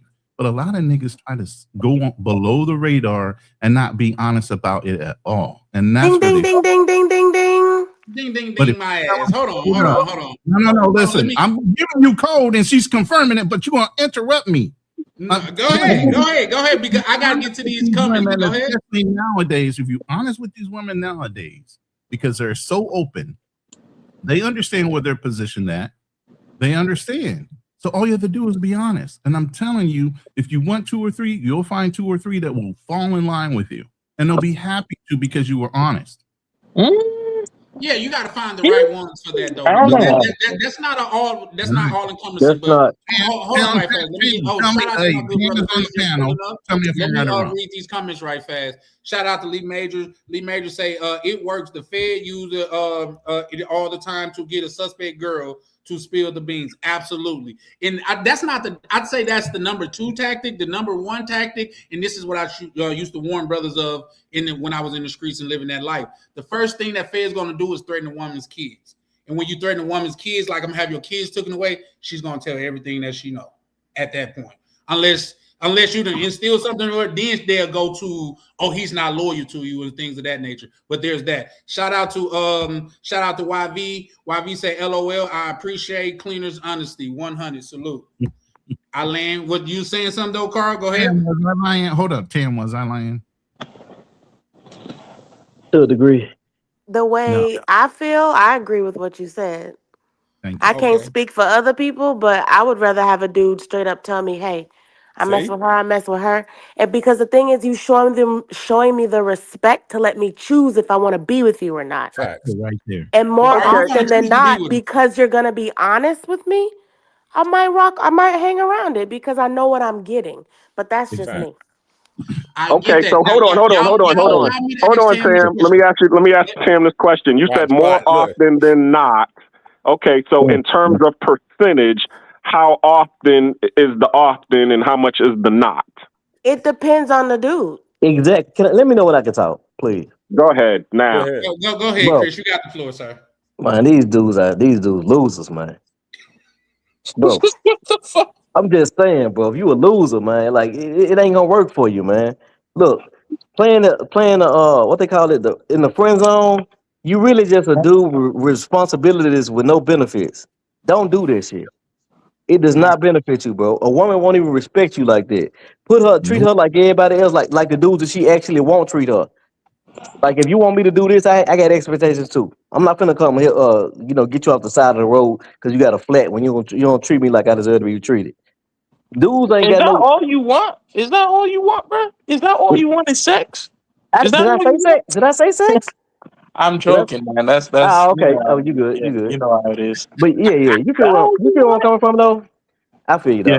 I agree with you. I agree with you 100%, Chris, and I'll tell you how. My ex was talking about, oh, can we still be friends? No, because being friends with me only benefits you. It don't benefit me. Exactly. So no, we can't be friends. Once we're done, we're done. I hope to never see you again. Yeah. And another thing, Charlie, to pick it back on that, women don't understand. Like most women are lame. Like y'all not really good friends. There's some cool ass girls out there, right? Very few in between or whatever. Most women lack personality. So why am I just your friend? For the most part. You know what I'm saying? Y'all not cool like that. Yeah. You want to know something that's funny about these friends, right? Yeah. You'll meet a girl. I've had this happen to me before. Like you'll meet a girl, right? And then, she's not interested, but the friend might be interested. And then they gatekeep that shit where they're just trying to make sure that you can't get with somebody that, like, you both like each other, but she's going to gatekeep it to prevent it from happening. So it's like, okay, you don't want me, so why are you preventing your friend from being... Just because she's a woman, bro. Like, we know that, right? Because she's saving you for later, just in case she does decide she wants to talk to you. You know, women. This is the part y'all really missing. Like, I get it. When you come from abundance, you talking like that. So you like, man, don't be a friend with a shorty. She ain't providing you nothing. Cut it out. There's guys out here paying $5.50 just for a girl just to talk to him and realize he exists. A loser. So as you sit from you could call him whatever. No, that's what he is. Still okay, cool, but the reality's still the reality. You calling somebody a name ain't going to get somebody to change. And so net, at the end of the day, that's the landscape. The dudes are sitting in a position where they're going to be a friend because they have somebody to talk to.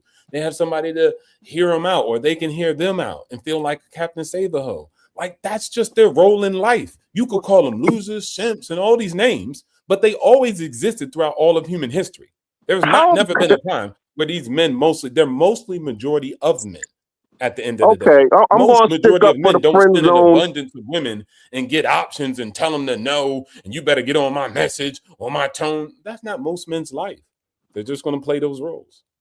I'm going to stick up for the friend zone people up in here because I understand some of y'all what some of y'all are saying, but sometimes men don't want to be around a whole bunch of hard swinging dicks all the goddamn time. They want to be around some feminine energy and be chilling. Like when I'm at the beach, okay, I'm not trying to be sitting there, having this goddamn swinging dick contest with a whole bunch of dudes over there ignoring girls smoking cigars. I want to be around some asses that I can be touching and feeling on and eating and talking with, whether I'm fucking them or not. They not gonna let you touch them, cleaner.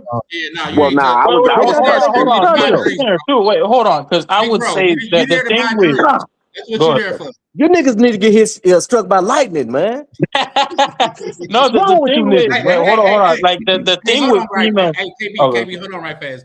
Shout out to my good brother K9 showing love from the chat, man. How you doing, K9? Salute to you, brother. YV say, nah, Ronan. If you want the best version of a female, you must sell dreams. Being honest, that's what will not elicit her best version. And he's telling the truth, bro. Honestly, I'm at a point in my life where I realize, listen, you got a lot of these women, bro. Look, I've been honest my whole life, bro. Look, that shit worked in my 20s when I was in my peak and all that good shit. Nowadays, at my age or whatever, what I got going on, women want a relationship, bro. I don't want no relationship. You got a lot of these motherfuckers. Use them like they've been using everybody else their whole motherfucking life. Women don't understand. Women don't. It also depends on the type of woman you go for. No, let me finish. Women don't understand how things work until they fall on hard times, bro. Life got to kick their ass before they even accept that shit. Because the man that they should have had, they been shit on him for 20, 30 years. Mm-hmm. That's just the way life works. So now you want to be that dude that you want to give them a chance and be like, I love you. You're great. And she gonna shit on you too. Because you a suck ass nigga. Just like some suck ass nigga she been passing on.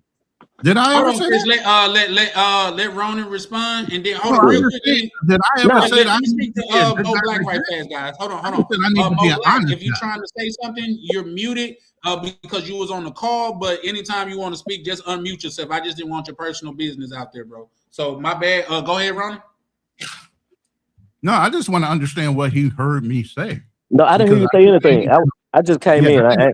I ain't hear nobody. And the thing too, like I think that the thing with being friends with women is a lot of the times they don't really want to. They just want to do what they want to find fun or like a good pastime. Like for example, if I wake up a Saturday morning, I can tell my friend, yeah, you know, we're gonna go out, we're gonna go play some basketball, and we all go out and we play some basketball. Or if I'm going to a club or a bar, I'm like, yeah, I need like a wingman, or I want to go there with somebody, and we all kind of go there, and then it happens, right? Or something happens or whatever. But when you're dealing with women, a lot of women, they're not gonna be so cool where you're like, hey, you know, I need a wing person with me. Can you come along? Or you take a woman to a basketball court while you're playing ball. No, I'm playing ball with her. It's an activity, any activity, you know. Okay, you know what I'm saying? Like a lot of them, they have what they like, and they're not gonna go in to try something new because they don't like you.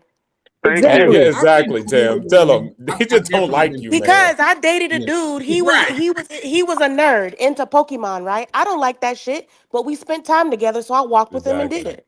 I don't like that shit, but I did it because guess what? I liked him.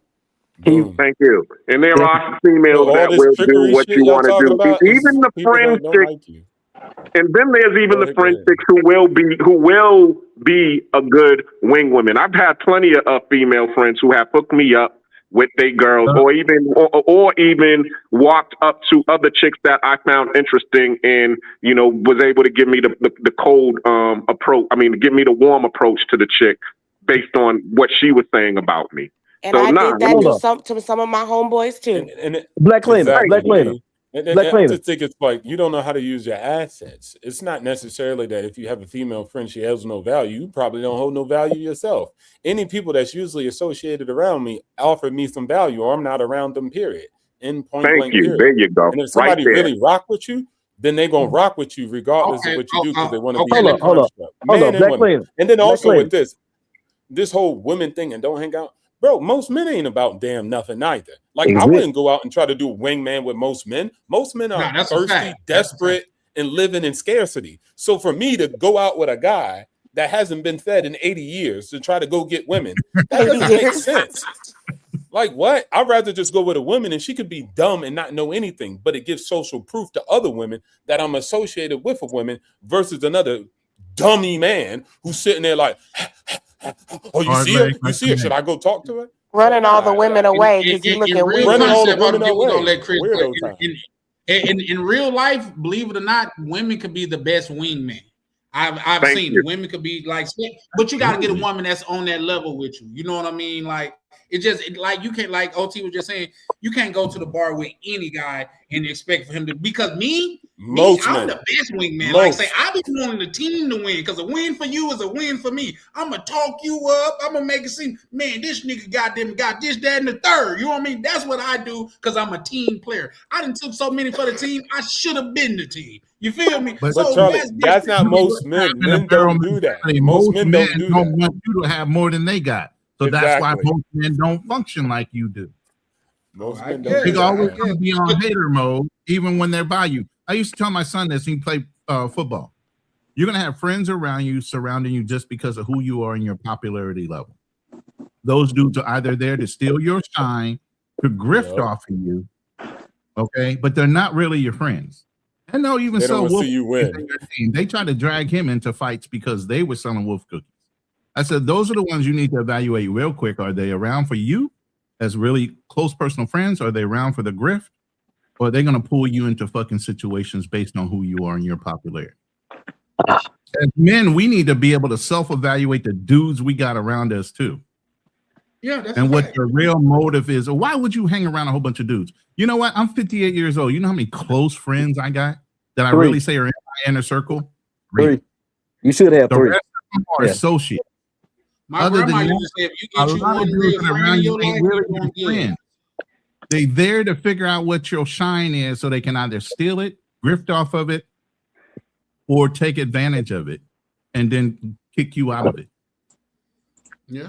Well, listen, I agree, and then we got to go Chris, let him say something, but what I was going to say is this. I think everybody is to be used. It's when you be overused or you can't be used. That means you're useless. I try to bring value to everybody I come in contact with. Ask the brothers that I've linked up with out of the country. I try to lead with value.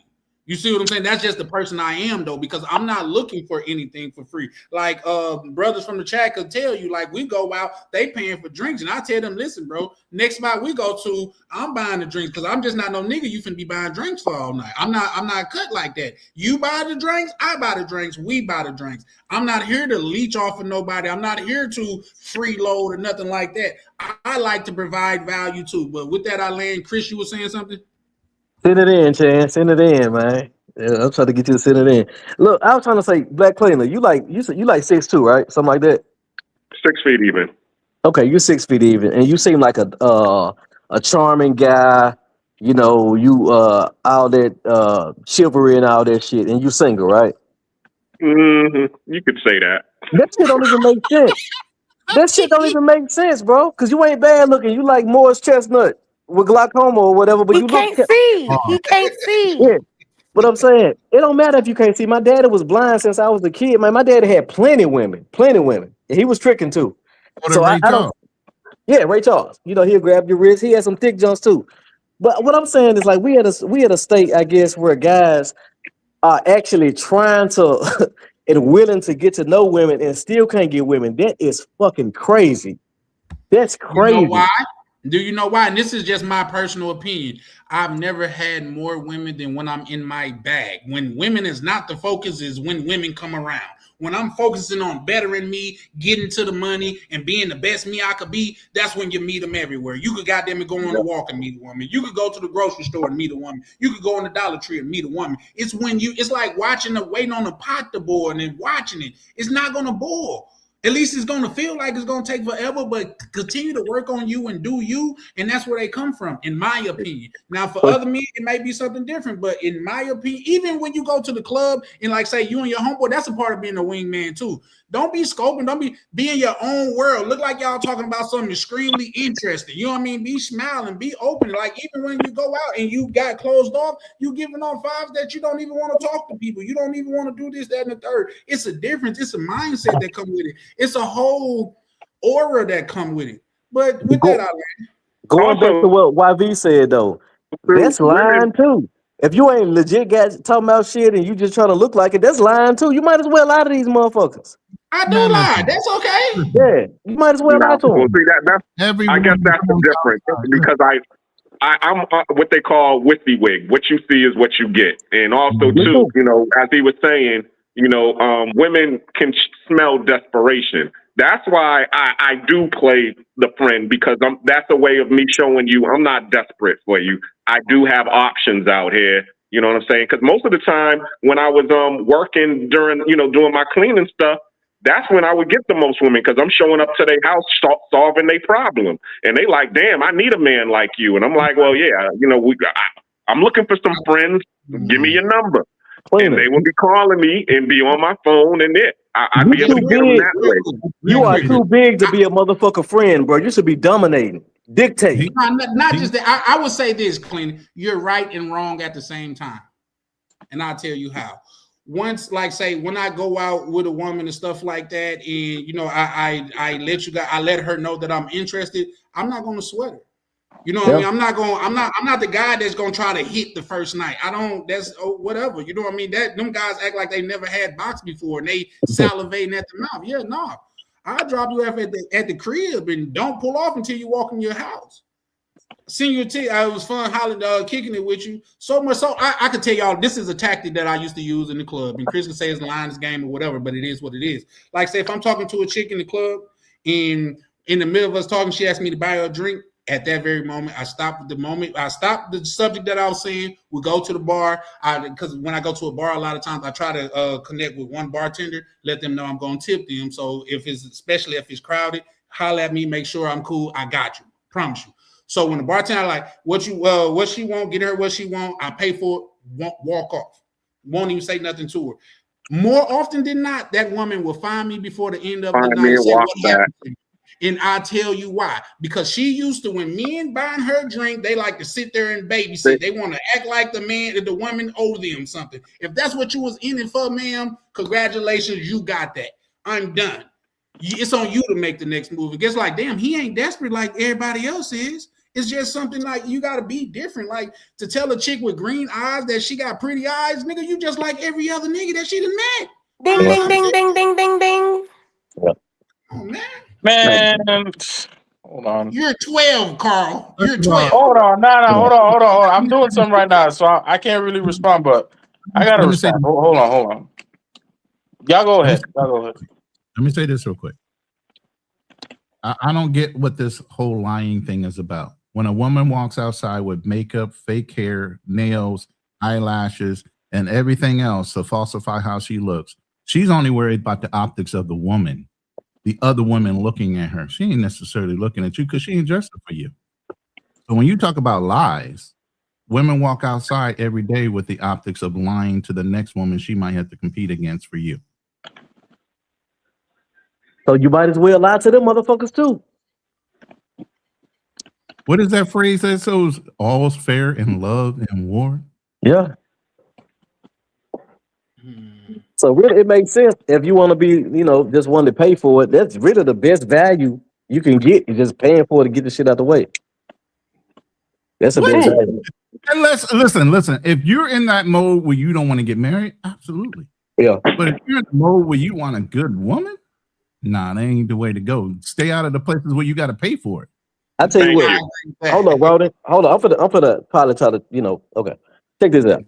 This the thing too. Dudes be shooting towards the wrong audience too. You got to know where you stand in a grand scheme of things or whatever. Read the room. Guys want to get these bads. I tell you, the best woman you can get you a cute woman that got values, bro. Them baddies, you need to stay away from them. Leave them to the athletes and the musicians and all that. Get you a cute woman with values. Yeah, I mean, well, you know your league because that's one of the things too. I mean, I when I went to Cartagena, you was asking me. I mean, there were bad women out there, but the ones that I gravitated towards was the ones that I knew that if there was no transaction going on, I'd be able to bag regardless. If we was in the States and I saw them up in the club, I'd be able to get them. So, and that's who I dealt with. And actually, those were the ones that actually considered me to be cool and wanted to stick around after everything was said and done. But the thing with that, like, if you're gonna deal with prostitutes anyway, like y'all do, you might as well get a baddie. I mean, ain't no need. What you mean like y'all do? What you Ain't mean no like need to get y'all no decent. do? He Ain't no said need like to get y'all do. a decent looking prostitute. You might as well get a bad one if it's only $5 more. Go ahead, have it. AKA Cuba. Hey, Right. I told you. Look, hey, you know what That's it is with Cuba me. Gooding Jr. right there talking. Nah, I don't. I partake here and there. You know, I Yeah. give a dabble. More here than there, but I get it. But Hey, here's no, the really, thing. bro. Look, My bad. I turned down some vagina on the way home today. I stopped by with old John I used to mess with or whatever. I just let her grab that dick and I left.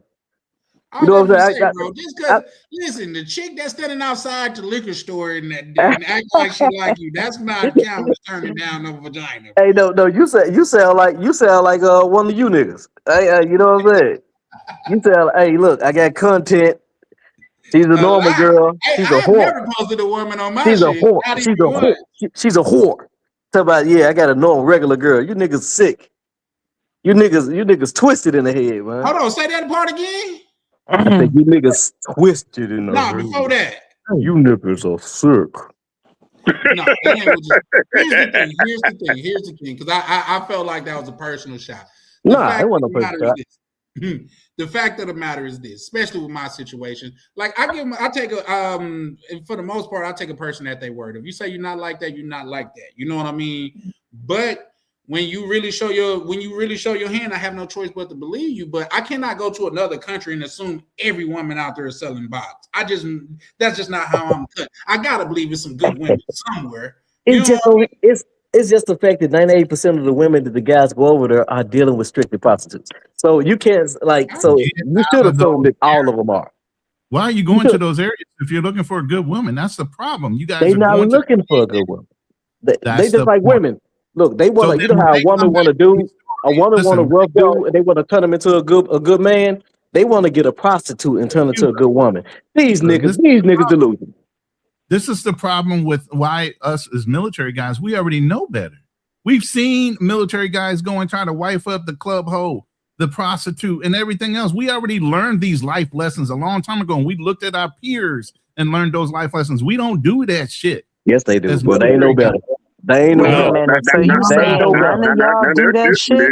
They ain't no better. Most of the expat service members, and they the biggest tricks in the world on the planet. Listen, yeah. Young ones are still. No, but they're not wiping them. We're not saying that they're not tricks. We're saying we're not wiping them. They are. You want to wipe one of them hoes. They just ain't going. Hold up. Let me admit to this. This is not me. But let me admit to this. This very house that I'm in right now is owned by a Filipina. Her husband is an ex-naval officer engineer. Okay, so guess where he met her? He met her in a club in Japan. So yes, there are old men that are marrying these club bartenders and workers. So you're absolutely right. It's not just the old, it's young too. But you have to learn to grow out of that cycle. He never learned. And I sat here and talked to him, bro, several times since I've been in this lease with him. And he regrets some of the things he's done. And he looked at me and said, "You're doing yours the right way." But at the same time, he's learning life lessons later because he moved too fucking fast. So now these dudes are regretting their moves, but they don't want to get out of the relationship. I got hold up right fast. Let me read this comment by the screen sponsor. Shout out to my good brother YV. He said, "Pretty women are inherently savage. Inherent savage. They don't. You don't need to be honest with them. They operate better under your organized chaos." I believe that. I believe that. They understand privilege. They understand that. We grew up around them. Hold on, Charlie. So to rewind the conversation, because I know you guys were saying I'm like 12. Listen, y'all 40 plus, so maybe your reality is a little bit different, right? You know, the women you guys deal with, it's their last year in the league. You know, they just came off of maybe a knee injury. A few years ago, they got the $200 million contract, right? You know, they're an aging superstar. You know, ain't nothing wrong with that, right?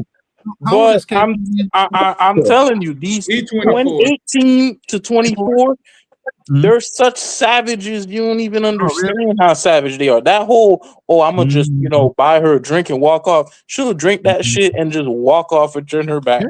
That shit does not work. KB. That will not work. Let me tell you, I get that, KB. First of all, that monologue was funny as fuck, bro. Hey, that was the best one yet. I ain't gonna lie to you. It's true. It's true. Last year in the league. If you go to the club and you spend $10, $15 on a drink and you out of sorts, bro, the club is the last place. You see, now you're showing your age. It ain't even $10 anymore. It ain't even $10 anymore. That's because you live in Florida. Yeah, he definitely. Fair enough. Bro, I done been in LA even $10 anymore. I done been in LA to where a double shot of Hennessy could cost $75. What are you talking about? It's about where you at. Yeah, I'm not talking about we in Maine or Montana. I'm talking about if you're living in the city like New York, South Florida. Man, look, parts like that. In America. Outside of America, it could be a different thing.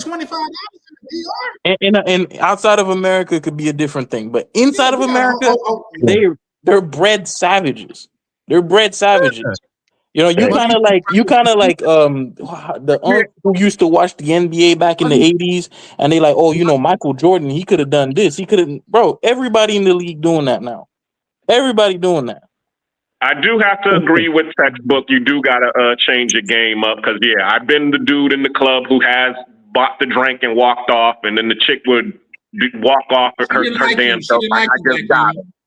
She's like, hold on, listen. Black Clay, you need to change your whole goddamn demeanor. I don't see that shit being successful, bro. Hush up. Let me finish what I was about to say. It ain't gonna work, bro. You're gonna be single forever, man. Fuck this shit. Who said I was single? That's number one. Luther Vandross, he'll be all right, man. Number one. Shit, and he be making these little circles. Number one, who said I was single? But let me finish, okay? You too nice, man. What I do now, if I go to the club and I buy a drink and I walk off, I make sure I get the girl's number. If she doesn't give me her number, I'm not getting her no drink, period. Oh, you holding the drink hostage? Pretty much. He's dirty macking that drink. That's what he's doing. Dirty macking the drink. It's conditional. He dirty.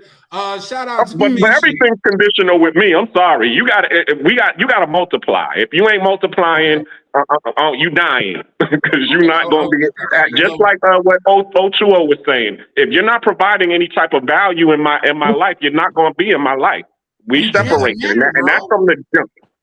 You just matter. What type of whatever happened to good conversation? Why does a person have to give you a number? Whatever happened to conversation? If she ain't willing to start coloring with Black Planet, is over with. I'm not paying $10 for good conversation. Good conversation is free. That's why. So we can have good conversation, but if you asking me for a drink, I'm gonna be like, all right, well, what's up with your number? That's free. It's only a number. You don't gotta really answer, me after that. But if you over here trying to play these little games to show, to try to avoid and still get the drink, well, that just lets me know, like what Tam said, you don't like me. So because you don't like me, I'm not gonna buy you the drink. Go find some other stuff. That's how you get the wrong number. She gonna give you a number. It's just not gonna be her number. Charlie, it's not really Hold on. I'd rather that because at least she was forthcoming versus the person who's over here, trying to be slick at the lips to try to go around and circumvent and still get the benefits. And that's what I don't like. Okay. Charlie, it's not so much buying the drink. Like if I'm out with my friends, and there have been times where we go and we get a lunch. And I pay for the lunch, and it's not a big deal. The problem it tends to be is that when you're in these clubs, at least in the nightclubs environments down here, it becomes like usury in a way. And it's not just a matter of like, oh, you're buying the drink. It's almost like you feel like A, they're kind of using you in a way, and B, it's like you're gonna get mocked. Because it's like these women, I've been around it where they're like, oh, I don't even gotta bring any money. I know I'm just gonna if I did that, what you're talking about every single night, or whenever I used to go out every weekend, I would probably spend close to $500-600 a month just on drinks and excursions and stuff Do like you that. guys want to handle that, or should I? Because I got game for the young brother. Are you drinks for women that aren't spending time with you, and you're just walking up to them, buying them a drink, and walking away? Or are they coming over? Oh to you? no, I'm saying because it's like it would just depend on the night. It's like some nights, it would go really That's really what well. he's leading with. He's walking up to them saying, "Let me buy you a drink." No, that's not what I'm gonna leading ask with. that. Are That's you not guys what I'm leading offering? with. I will never lead with that. I will never. Lead. Okay, well, guys, hold on, KB. With the women, Like you like hold on, mechanism. KB. Go, but I was just gonna say after Ronan say that with the women being on the panel, let's get their perspective. That's the beautiful thing of having women on the panel. Let's to break get down. But they're out of the league, Charlie. KB. One's married. KB, She's still a woman, though. you like to do mechanisms. What's your mechanism in order to initiate you to wanting to buy a woman a drink? Let's understand that. I would say if we're talking, we're having like a good conversation, and I kind of feel like, you know what, it's a good back and forth. She's there, I'm present, and it's a good vibe. I don't have a problem with buying a drink. No. Okay. And she's like, oh, you want to go to the bar and get a drink? I'm like, I don't really drink because I gotta go drive, but I'll buy you a drink. It's fine. But can I say something right quick though? You don't even really have to buy them drinks most of the time. If you really can captivate, their attention or whatnot, raise their eyebrows or whatever, they don't even think about this shit, fool. I don't buy a lot of drinks. I don't buy a lot of drinks. I never have. I can count on my hand how many times I buy women drinks, bro. Real talk. Thank you. Thank you. That's all I wanted to know. Like, is women out there still asking a man to buy her a drink? Because that's crazy. Oh yeah, they still do that. Listen, is women got like people like KB and Black Cleaner name saved in their phone as food. That's who they call when they want something to eat. So now you dirty macking. No, you dirty macking. That's who they call when they want something to eat. Food and drink. That's you on the food and beverage aisle. I tell them to say me as DoorDash. KB, what it sounds like, bro, you can't pick up social clues. You will know if she's into you or not, bro. I promise you, you will. But that's what I'm saying, Charlie. You haven't even been in the league. Like, you've been in the league, but you don't know the kind of new savages that there are out here. That's why you're saying that. You don't know elderly. Yeah, you kind of elderly. But here's the thing: what you got to understand, KB. When I was your age, it wasn't traveling out the country to get chicks, nigga. You had to deal with what you had right there. Right. And that's how we learn to play the numbers game. You go out and you get one number, and the chances of you scoring on that one number is very because it's now global, and women can just get on their phone and do all this other no, stuff. that's a fact. That's a fact. But that's why I say I kind of feel bad for him. I kind of feel bad for him because of that. He right though, because like when I was coming up, bro, we used to get a bottle and kick it, and we was smashing. It wasn't all this conflict that y'all dealing with and shit like that. It wasn't there. Like if you was cool, it was a vibe. It went down. Like even the ones you took more seriously, you may have courted them more so. But it's like I don't know if y'all trying to court everybody or what the fuck going on. Ain't no courting nowadays. I'm a sniper, so I just come up in the club. We don't believe you. We need more people. Keep it moving. That's how I do it. You know what I'm saying? I'm not out there doing the how do you see numbers. him, Black Cleaner? Say it again. If the club is dark, how you see? What you talking about? Great Charles. I touch him. Now, Black Cleaner, I see you in the club with like a dozen roses or with some of their preferred stock cologne on. You know what I'm saying? Sweating the hoes, man. That's what I think. You thinking very wrong about me. No, I'm on the dance floor. I'm over here like crazy legs and doing all of the, all of the spinning on my head. No, you were to the club, Black Cleaner. All jokes aside, Black Cleaner. You were a suit to the club. Say it again. You were a suit to the club, Black Cleaner. Let me read. No, I used to work at a club. I was a part of the street team. I was a part of the promotion. And then when we didn't do the promotion, then I would be what they call a party starter. So we would get all of the people we would dance and then snatch all of the girls onto the dance floor to get them dancing because the Japanese girls were real shy, so you'd have to go and snatch them on the dance floor to get everybody dancing. Damn, So yeah, I worked in the club for a long time.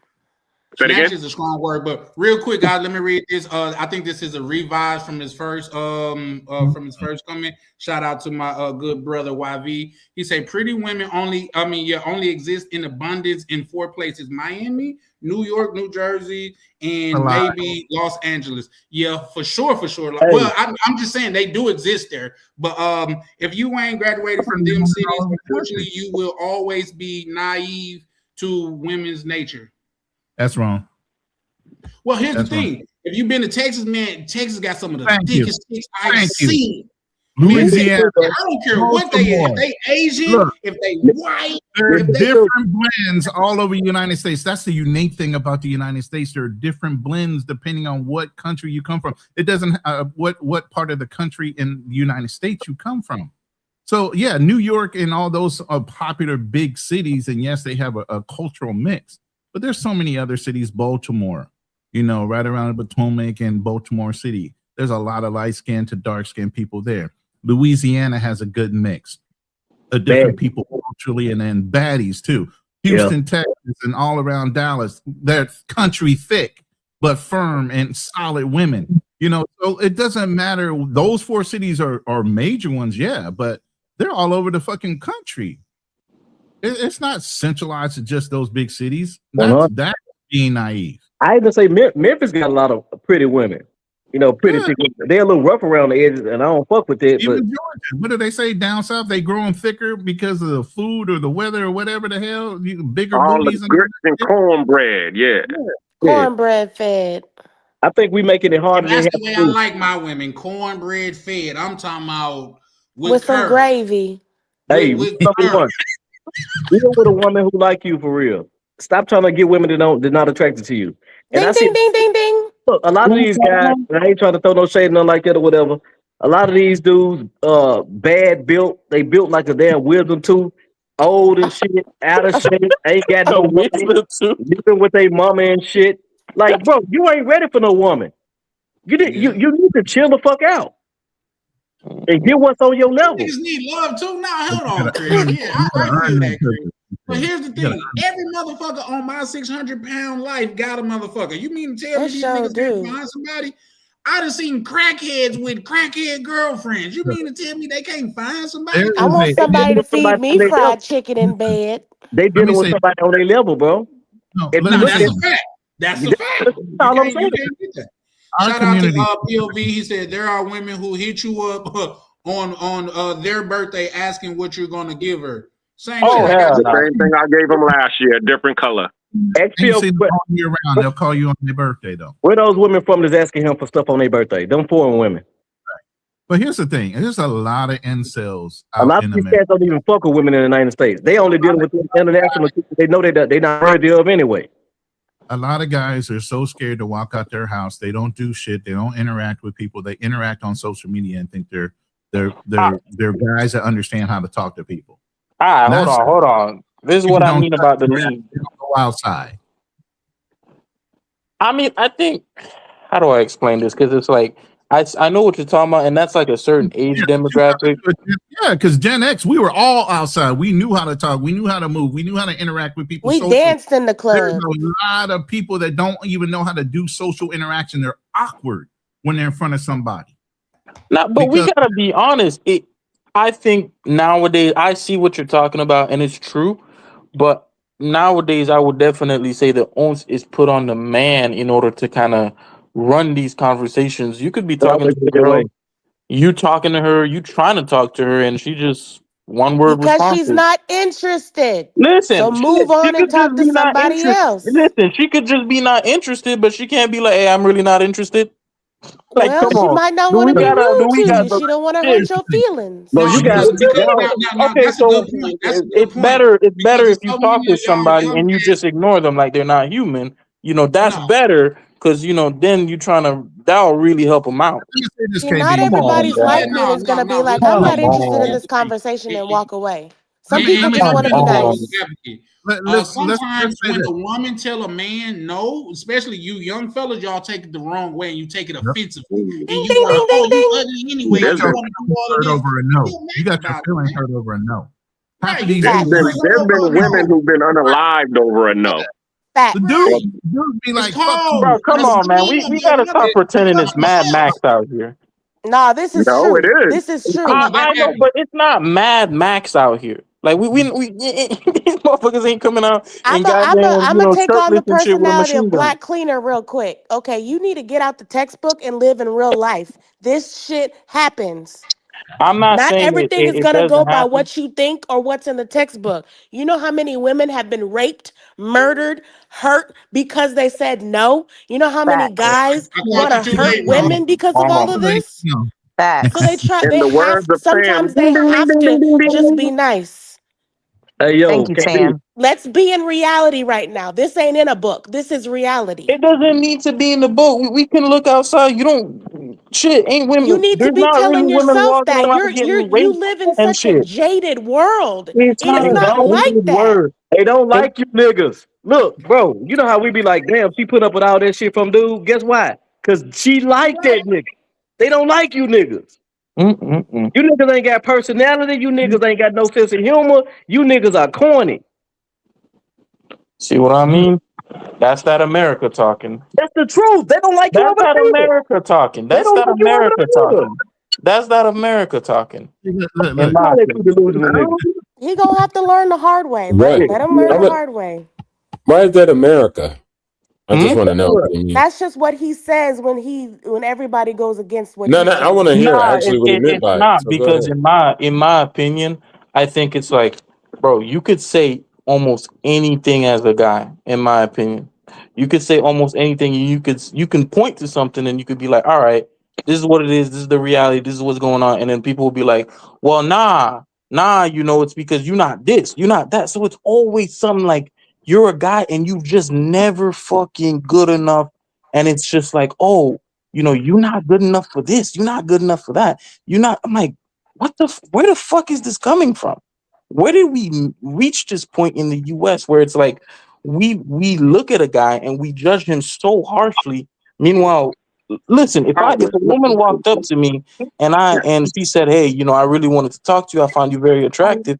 I looked at her and just ignore her. People would call me an asshole, right? Yeah, but let me show you how it's just like. Let me just say this and add it.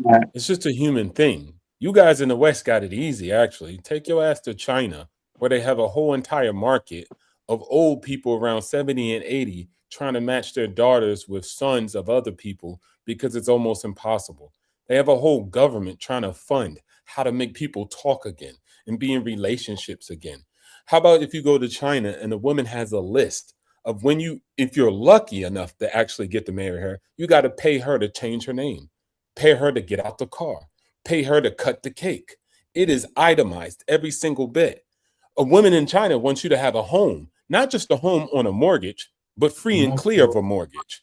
She wants you to have one in the countryside with a pool at a specific size. So you're in America dealing with an easy dating market experience.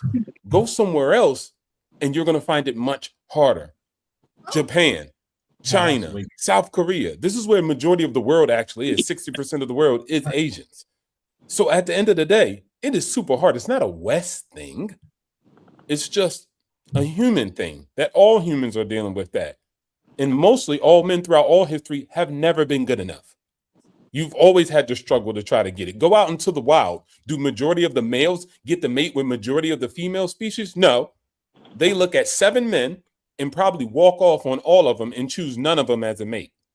That is nature. That is actually natural. What you want is you a coochie communist. Yeah? You a communist of the coochie. You want it to be spread out to every single man and he gets his own portion of coochie, right? Every man should be able to get his own fair share. That's not how it works. What's natural is, bro, I ain't even say that. I ain't even say that. Hold on. If that's the case, that's a funny thing. I know you didn't say that. If it's this hard for a man, with what are you saying, going through or whatever? If it's that hard for a man to get a woman, right? Who's really the prize? Is it the man or the woman? Who the prize? Here we go. The man. It's not the man, man. You niggas are suffering. It's the Well, woman, bro. And it really but depends then, on the hold on. relationship. We If you gotta know either way. we gotta think through that and talk about that a little bit, because even in America, what we're seeing, especially in places like China, Japan, even India, you see a culture of lying flat, where people are seeing this, people are noticing that, and what you'll find is that the government is so desperate in order to get people together. These guys are not going. You know, the guys who have the resources, they're above it. They don't have to interact. And the guys who don't have the resources, they lie flat. Or they just accept the position and do the bare minimum and don't contribute. That's life. That's the lot of most. But and I would also say that it's not that women are the Go ahead. prize. It depends on the society. When you go to China and they had the one-child policy, they were throwing women off the balconies because they wanted a son. Because at that time they were in a development phase where if you had a man, he could probably provide resources. In a country that's more peaceful like the West, now you can have the pendulum swing and women start to become the prize because most people have resources. Most people provide. Even women can actually provide to some extent for themselves. So it depends on the development phase of society, like families and nuclear families has always changed as the whole entire empire changes in the development. So that's what I said. It just depends on what time it is. If we went, this is why men say this often in space. If war breaks out and if all this goes to shit, we'll be valuable again. Yes, exactly. So if everything broke out and everything was falling apart, women will probably turn in and start seeing men as the prize at that point, because maybe they're going to look for safety and security. But that's not the time now. So you are in the position you are. Hey, I like your response, bro. Hold on, Chris. Okay. YV say the formula: money plus good cologne plus 8 to 15% body fat equals experience any woman you want in any country. I don't even think the body fat that important. I don't really think they care about their physique like that. Well, here's the thing. I think you can have all of that. I think you can have all of that, and you could be awkward as hell. Exactly. Yeah, you can have all of that and be a weirdo and be suffering mental health issues. So I don't agree with that. It's the intangible. It does man. matter. The body fat and being shaped aesthetically and looking good matters to No, that's cool. I think it does. I think it does. That's cool, but I don't think it's like as much as y'all think it is like that. I'm not saying be overweight, but I'm saying if you like a decent guy, you know what I'm saying, you all right. You know what I'm saying? You ain't got to be 5'10", lean as hell. Nah. And I like your answer too, though, bro. Because I'm not gonna say like either it's the man or the woman that's surprised. What I'm saying, it really depends on the situation and the relationship. That's all I was trying to say. Nah, you made a lot of sense when you said that, OTO. No, hold on, because the thing is, we shouldn't have to. We don't got to get to the point. We as guys, the way I see it, to think like, and this is like that rhetoric that I'm talking about, to think that we have to reach a point of cataclysm of like where we got to go to war in order for guys to hold some kind of value or something. Like, no, I think guys here in America, wherever they are, you should do what you can to rise economically and do what you can to make your own life better, independent of women, independent of them, to make your own lives better.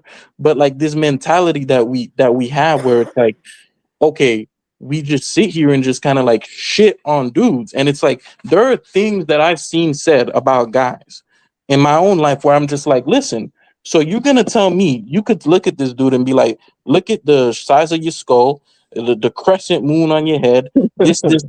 Like, we'll sit here and we'll tell a guy every single deficiency he has in his life and his background, and we'll go into that. But you'll say one thing to a big bitch, and then it's like it's a problem, right?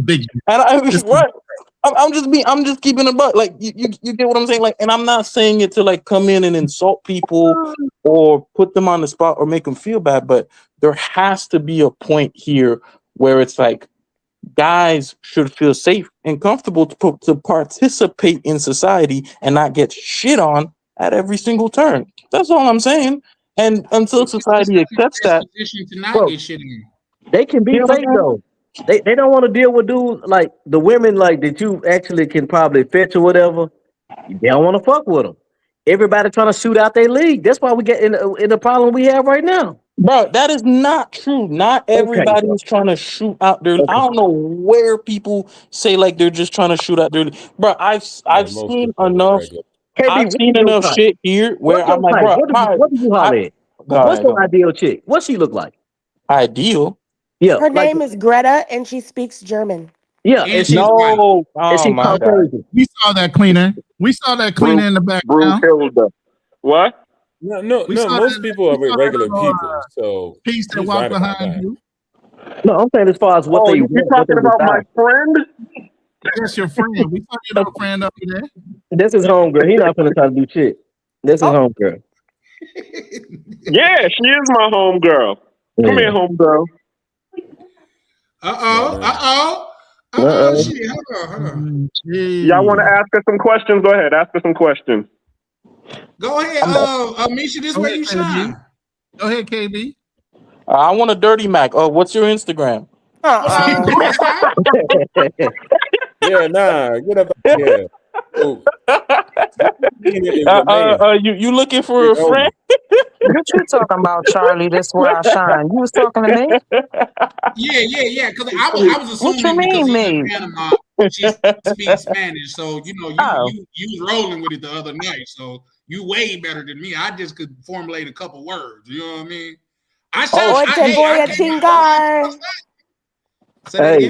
Hey, Black Cleaner got to go find his wallet. Look at him. Yeah, I bet. Hey, that's 30. It's 30 for the visual. Go on, do you, man. This ain't no OnlyFans. I'm just fucking with you, bro. Hey, I wish you the best, man. I hope y'all happy or whatever. You know, do what work for you. And she got that speed. That makes sense. Mm-hmm. Yeah, see, that's reasonable. These niggas be on some other shit. Well, here's the thing, Chris. And I gotta call a spade, bro. Yeah. Like a lot of niggas put too much value on beauty, forgetting that is a fading attribute. In 20 years, she is not gonna look the same.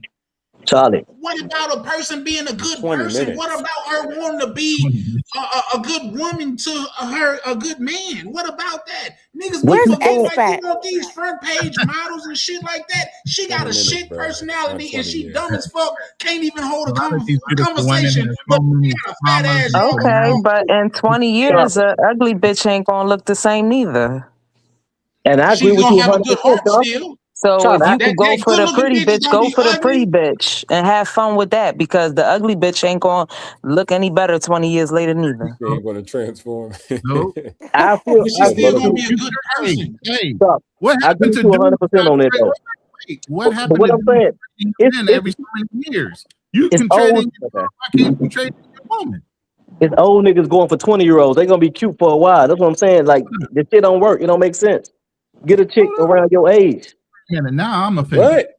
Yeah, no, because you should be. I mean, you married, you straight. But you know damn well, you don't belong with a 20-year-old. Ageism out here. You know damn well you don't belong with no 20-year-old, bro. She's 24. Along with whatever I want. This is my planet. Don't be telling me what to do. Oh, your girlfriend's 24? Yes. Okay, bro. You deserve whatever you get, man. I wish you the best. There we go. Thanks. Hey, one second. Let me read this. YB say, Chris, is Jay-Z and Beyonce lead, or is Beyonce and Jay-Z lead? They're actually in one another's league. Elaborate, please. Bro, they're elite. So when you get amongst the elite, looks don't matter. No, it don't. Okay. Yeah. And actually, it's smarter for the way they did it, because I always tell men, like, you're an idiot if you let a girl hypergamy you into marriage. I mean, you can be with whoever you want on the side, but marriage is a big, serious a construct. It's a big covenant. So you got to get somebody on your level economically speaking. So when you be like, I'm a billionaire, but I marry a McDonald's girl, that's stupid as hell. You're a billionaire. But traditionally, that's how with someone in your same demographics. Old money marries into old money. Old money arranges marriages within their own cult of older money people because they know there's levels to that shit. Yep. And Hold you on. don't want So that's just a broke man. Lee Major said there's no leave. You know, a person that comes from a millionaire background got a better chance of marrying a person that comes from a billionaire background than a person that comes from a zero background than marrying a person with a millionaire background. Strictly because of proximity. People that's millionaire, rich people hang in certain places and poor people hang in certain places. It's just a proximity thing. They go to the same school. That's why I always say, goddamn it, your day ones is okay, but your day twos is the person that you stick with. Your day ones are proximity. Those are people y'all went to school with. Those people, because you came up in a poor environment, you was in school, so you was thrusted together. But it was people that like say that I done met throughout my endeavors in my life that we became closer than my day ones because we of like mind, which is different.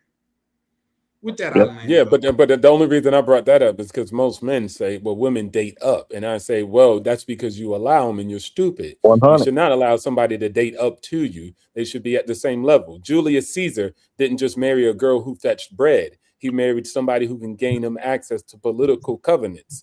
So he named somebody who also came Cleopatra? Anybody he married, even his wife from Rome, even Cleopatra too, even Genghis Khan. You can continue to go on. I think Cleopatra is a different case, though. I think Cleopatra is a different case because she also had Mark Antony as well, which was another exactly. But what I'm saying is they didn't get a slave girl from Egypt. Julius Caesar. Right. Yeah, I know. But what I'm saying is she had both of them, and both of them was over Alexandria. And Alexandria at the time was known to have the most beautiful women in the world. Yes. So you're proving my point. You're proving my point. Girl at the slave girl level, but you marry into the wealth. Yeah. And you don't marry the slave girl. Well, you gotta always. I get that. I was just trying to decipher what you were saying because I didn't. Yeah, no, because I'm just emphasizing. You know. Oh, go ahead. With women, you gotta always keep the carrot in front of the horse, man. Once you give them everything, just trying to emphasize. Oh, go ahead, see. No, I'm sorry. I'm good. I'd say once you give them everything, they're gonna have a whole set of expectations anyway. I always keep the carrot in front of them. Don't give them everything, bro. But here's the thing, and you're absolutely right. Let me standardize that. When you go to these countries, a lot of brothers lead with their wallet. Now you're used to a certain level of living. They're not. They're not even used to handling that kind of money. You put that kind of money in front of somebody that's never experienced it. You remember when you first got your big bag, your first big one? What'd you do with it? Man, I bought 6 houses. Wasn't nothing worth nothing. Well, you might have been the only smart one, but everybody else blew their first wad of money.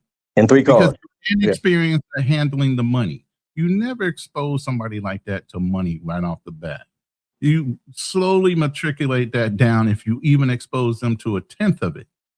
You get what I mean? You just don't give them full exposure to your whole portfolio and everything that you have as far as your assets, because then it's not appreciated. It's something they automatically are entitled to or feel a sense of entitlement to.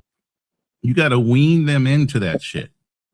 And that's where a lot of guys go wrong when they go overseas. They instantly run them up into their whole bag and access to everything that they have access to, and they shouldn't be doing that. Because then there's a level of non-appreciation of access. And you depreciate them. Ronan, don't they also run the culture out of them too?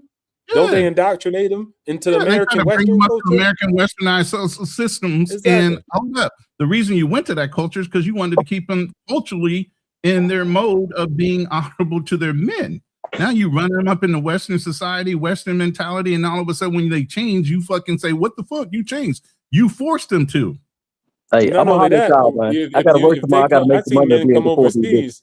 Y'all be good. I've seen men come overseas. Chris said he got to go to work and so he could support somebody's baby mom. So shout out. Exactly. Yeah, I can't afford these bitches without working, so I'm gonna holler at y'all. All right, man. Have a good one. Appreciate you. All right, man. All right, bye. Y'all be good. I'm jealous of you kissing me. So sorry, Lee. She had to do it one more time before she left. I'm sorry, she's upset.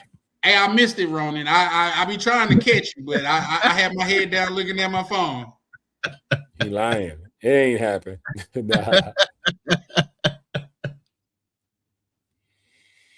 Charlie, I'm about to drop down.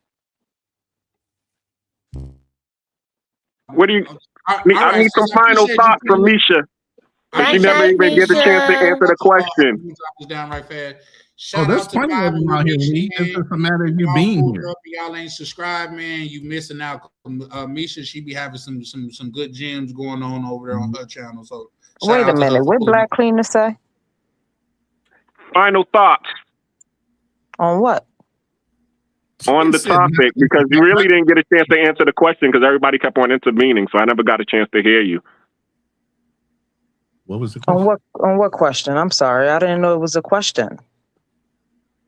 Well, the first question was when they was talking about KB and you were saying, you about the whole date who you date, but then we started getting into all of the other stuff, the friend zoning and all of the and all of that. So I was just wanting to know your final thoughts because everybody else was talking, and also Charlie said let's get the women's point of view, and because we do have women on the line, but all of the men kept on talking. So I just wanted to hear you before you got off.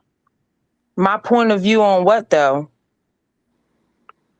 We were just talking about the whole relationship aspect and treatment.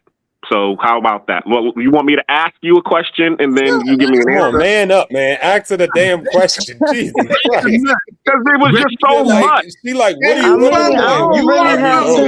I don't really have too much to say about that kind of stuff. Go wherever makes you happy and do whatever makes you happy. Work on you, make your money, and do what you do. That's it. That's just my thoughts on that. You know, that's how I live. So I'm not going to tell anybody any different. Shout out to you, Misha. Always keeping it a Blessings, buck. Yeah, salute. I agree with that too. You know, you like what you like. You don't like what you don't like. It is what it is. Yeah, that's a fact. And I agree. Like I say, a lot of times I don't believe in a league just because, man, I have been with some women to when they was naked. I was like, I can't believe I got this. You know what I mean? So yeah, and I don't really like to politic on, you know, like, oh, black woman this, Spanish woman this, Philippines this, that, the third. You know, like I don't really like to get into stuff like that. You like what you like, and you had your good experience with whoever you had your good experience with. You know, so. Even if her name is Greta. Restraining order on him soon enough. We'll be fine, guys. Yep. Yeah. Becky gonna put that restraining order on him super fast. Like we gonna be like, man, fuck white women. So yeah, all right, KB. Now I'm fucking with you, KB, because like once again, I'm in Minnesota, and that's the vast majority of my roster. It just is what it is. I fuck with who fucks with me. Who OTO just dropped down. Okay, that's what's up. But yeah, Misha, I feel you say that you gotta go. We probably finna be closing down here in a minute anyway. But what happened? I was away. What happened? I was outside. Did someone say something? Misha's just leaving. Oh yeah, I'm leaving. I gotta go to work. I'm doing overtime. I gotta make sure I have enough money to buy these mangoes. You know, they got fresh mangoes in Colombia. So, and I gotta make sure the mangoes. My husband likes eating mangoes. I gotta make sure I get the right mango. No, you ain't eating the mango, but you're gonna try the mango. So I gotta make sure my money right, because that's my Valentine's Day gift to him, is to take him to the red light district. That's what I'm into. I ain't going to red light district. Oh, we going to the red light district. Hey, I love a person that loves to hunt with you, not hunting. Yeah, that's what I'm doing. I don't come on the internet. I don't come on the internet and cat. I do what I do, and whoever don't like it, don't watch. That's a fact. I travel to go try the new red light districts. That's what I'm into. That's a fact. I don't like taking pictures next to the statues. I like taking pictures in front of the baddies. That's what we do. You know, you ain't gonna see nothing different. Been there, done Tune that. in, watch Renee's World. How you taste a mango without eating it? Bye. He don't eat mangoes. I ain't mean to say why would you eat a mango? Yeah, because he nasty. That's nasty. Yeah, but like technically, I'm thinking of real mangoes, but never mind. You see, I'm talking about that's the problem. I'm thinking of real mangoes. Oh, the metaphor, and she's not trying to say the real thing. It's a metaphor. Exactly. That's why everybody can't sit at the adult table. You know what I mean? Sometimes the kids got to sit at the kids' table. That just is what that is. Shout out to Anna. How you doing? I gotta go to work. Y'all have a hey Anna, hey y'all. So I'm going to sleep. I gotta make money. Good night, Misha. Good night, baby mama. I love a woman. YB say I love the authenticity, Misha. Shout out to you. Yeah. She's got an objective for her man, and they work together, man. You can't hate on they that. got such a beautiful relationship. Hey, listen, I gotta speak on bro behalf because he do what he gotta do to goddamn it do his thing out there. So they got a beautiful situation going. Oh damn, and that's an honest relationship, though. That's what I'm saying about being honest with your woman up front and letting her know. Thank you. And it all works out in the end. I've always been in situations where if I was with a girl that liked both ways, guess what? We hunt together. We ain't got to hunt separately. I feel that. Do you feel it? Do you feel it, Charlie? I feel that. She said, "Are you sure you feel it?" Well, here's the thing. I don't believe it's like because here's the thing. Let's just keep it a buck, and y'all, because y'all know that's what I specialize in. I went to college for keeping it a buck.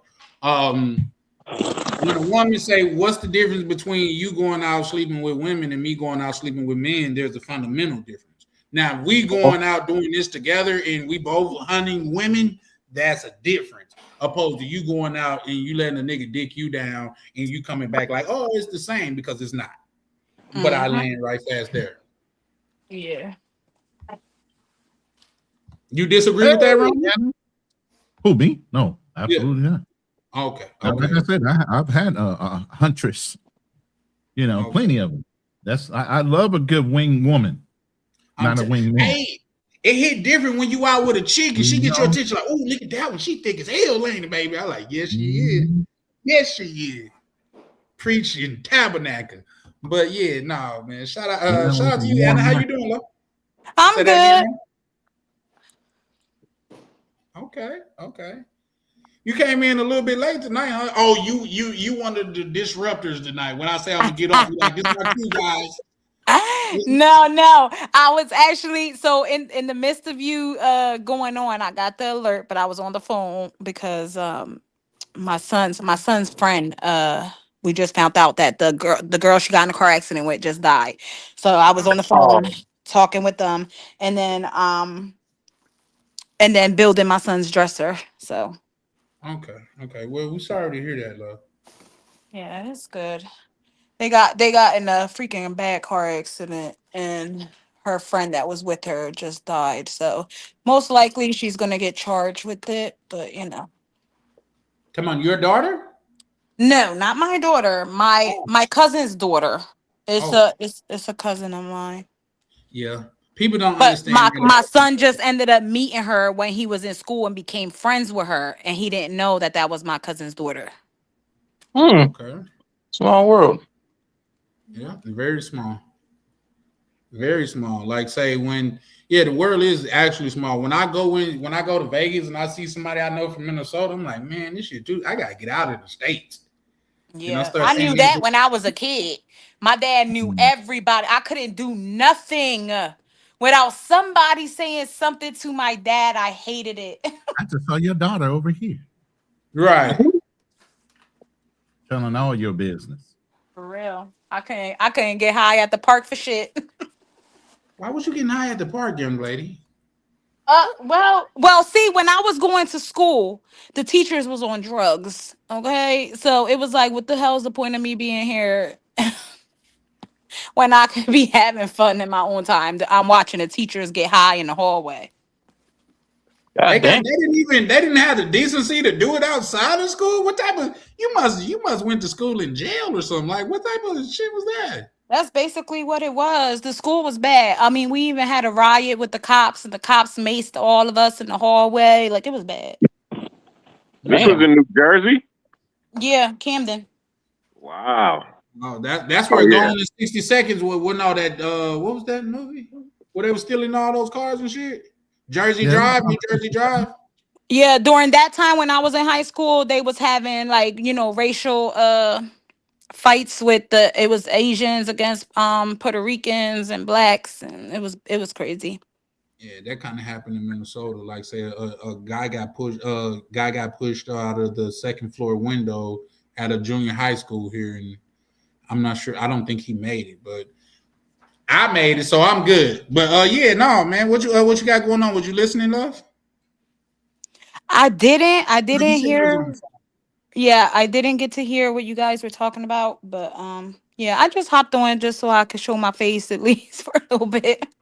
Well, we definitely appreciate it. We probably, like I said, we probably finna be close. See, with these shorter lives, I could do these more often. You know what I mean? But those 9 hours, 7 hour lives, they really, really be taking a toll on your boy. So that's what's up, though. But I think tonight, man, we had some very good conversation. I think, like say OTO, he always pulled up and he always got something of value to add. Ronan, like say, he's a walking, talking like encyclopedia, and he's actually living the life that he's talking about. Shout out to my good brother Black Cleaner. That's like what you call yourself, the hopeless romantic, Black Cleaner? Luther Vandross. There you go, the hopeless romantic. We got KB. Every time I hear his name now, I'll be thinking, where the white women at? I don't think that no more. You think, oh no, what we said last night. Not after last night, I don't think. No, that's yeah. Last night made a lot of sense now. Now I'm like, tripping. That's maybe why he feels the way. Now I see why he be talking about Luther Vandross so Ronan, the context was I said we were talking about Thailand, and I said I ain't gonna lie to you, like I really feel like sometimes in Thailand the lady boys be looking better than the women here. Sometimes, and I'm like, there was a few times I saw a photo and I thought it was a woman, and I got tricked. I thought it was a woman. That's not how you said. You said those lady boys be looking good. Looking good. Yeah, right. I understood what you were saying, but the way you said it came off a little twisted. Nah, you trying to take it that way. See, I wasn't trying to take it that way. A lot of women like that, even in America to Thailand, a lot of regular women are jealous of them because of how well they look. I ain't gonna lie. I told my kids men that. get so upset because when we see them, it's like it's hard to tell in some of them. So you really got to damn near do the nut check. I told know who you're dealing with. I told my kids that. Like, what this turning into? Like, how you do that? Well, I was telling facts. People didn't really want to hear it then. I was telling facts. They wanted. I don't want to hear no facts. Right. I don't want to hear them facts. I told my baby dad because he feels the same way. He feels like he can't tell the difference between them. Yeah. No, I mean, that's being honest. Like you can't, and that's why when I started getting out there dating and stuff, I told my kids' dad, I said, I feel sorry for you. I said, this is a tricky world for you right now. Mm-hmm. I said, you don't know if you about to get a woman or a man. That's crazy.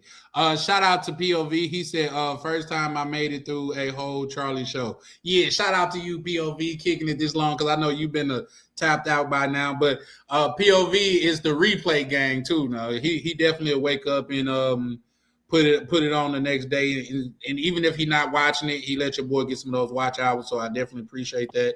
He said, Anna, are you still working on your channel? Like and subscribe.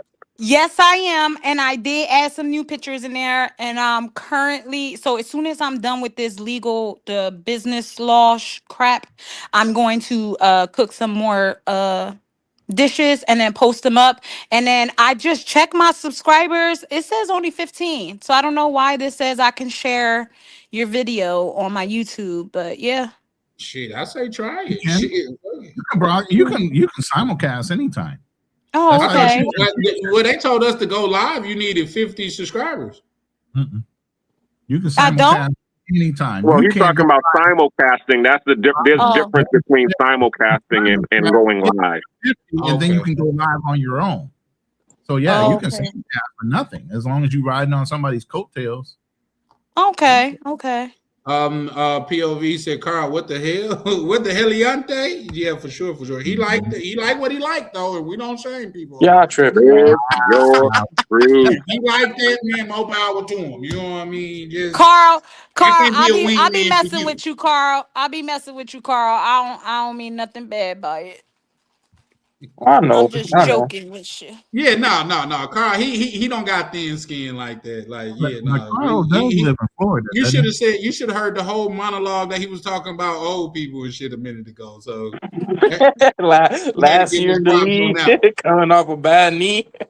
Yeah, I had to give him his props on that one. But Carl is a young one, so I guess that's acceptable in his day and age. But you couldn't even say shit like that. Like even now, if I got around my brothers and the niggas my age, be like, oh no, guys, them lady boy be looking good. They're like, you know what? Right. Minnesota that made you soft, nigga. Let's throw hands. Right. That would be the talk for the rest of his life. Man, I'm talking about they be talking about. You don't think it won't be now? They probably is now. I mean, they could say that, but I would be like, well, you know, we could just go to Thailand and you could see if you could tell the difference. Because I think after they see it, they'll be like, you know what? Maybe it's you're definitely right. true, though. It's definitely true because I seen the picture, like I said, of my brother-in-law and his situation that he got in. Oh shit! You telling on somebody? What you just say? You just said your brother-in-law got into a situation in Thailand because he couldn't tell. Yeah, he couldn't tell. He couldn't tell. Oh, she told the whole story. Like if we ever know who her brother-in-law is, it's a wrap. I ain't never showing you. Yeah, but here's the thing about Thailand that most people don't know. They admit to being ladyboys. They definitely did. All you gotta do is And just ask. She did. His fault was he didn't believe her. He didn't believe her. He said she looked too much like a girl to be a lady boy. So he was just accepting of the looks. He was like, no, he thought he was getting played, and he was like, nah, let me see. Here's my thing, and she let him see. Well, he I let him wouldn't see. go that far. Yeah. But you just said, you got to do a nut check, and I was asking how you do that. Grab them. I'm saying in America, because a lot of the American women will not identify themselves as such. Right. Oh, well, yeah, no. I know a lot of boys that never told another boy that he was a boy. Even if you are a woman and you don't like me enough to say you a man, I'm going to take your word at it. Like, I'm a man. I'm like, all right, my nigga, you have a good day. I'm going to go about my business. It ain't no let me see. Nope, I'm cool. Just in case I'm wrong, bro, I'm a swing on you because at that point, you just didn't flash me. You know what I mean? So if you feel like you don't like me that much as a woman to say you a man, all right, pimp, you have a good one. Shit. I'm going to use that. I ain't going to lie. I might use that. I'm just saying, shit. Nah, you don't want me. I'm a man. And if niggas go for it, you know what they on. That's just crazy to me. But I don't know. See, I guess it's a such thing as gorilla macking and shit like that, which I'm also not a fan of. To where you almost want to bully a chick into giving you the number. Yes. Those guys that I would never talk to you ever. Yeah, like that. Those be the guys that like say, I'm deaf and there at all times. Stalkers, threatening type of dudes, man. Yes, to me that sounds a little bit abusive. I'd be scared to put him. Why would I want to have a relationship with a woman or a man that wants to talk to me like that right off the start? What the fuck? Right. That is a damn good point. But and then the dude ain't thinking about that. He's just thinking about his ego and being told no. Like, but here's the thing. Niggas out there nowadays. Well, now, this is what I will say about the women out of the country, at least from my experience. Even when they turn you down, they turn you down in such a polite way to you're like, all right, baby, I appreciate your kindness. You know what I mean? She's like, oh no, I'm cool, thank you though. Like, okay.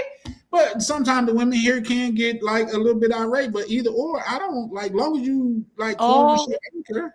What about the ones that you actually, the girls that's actually telling the guy, like, no, I'm just not ready. I don't feel like dating. I'm okay.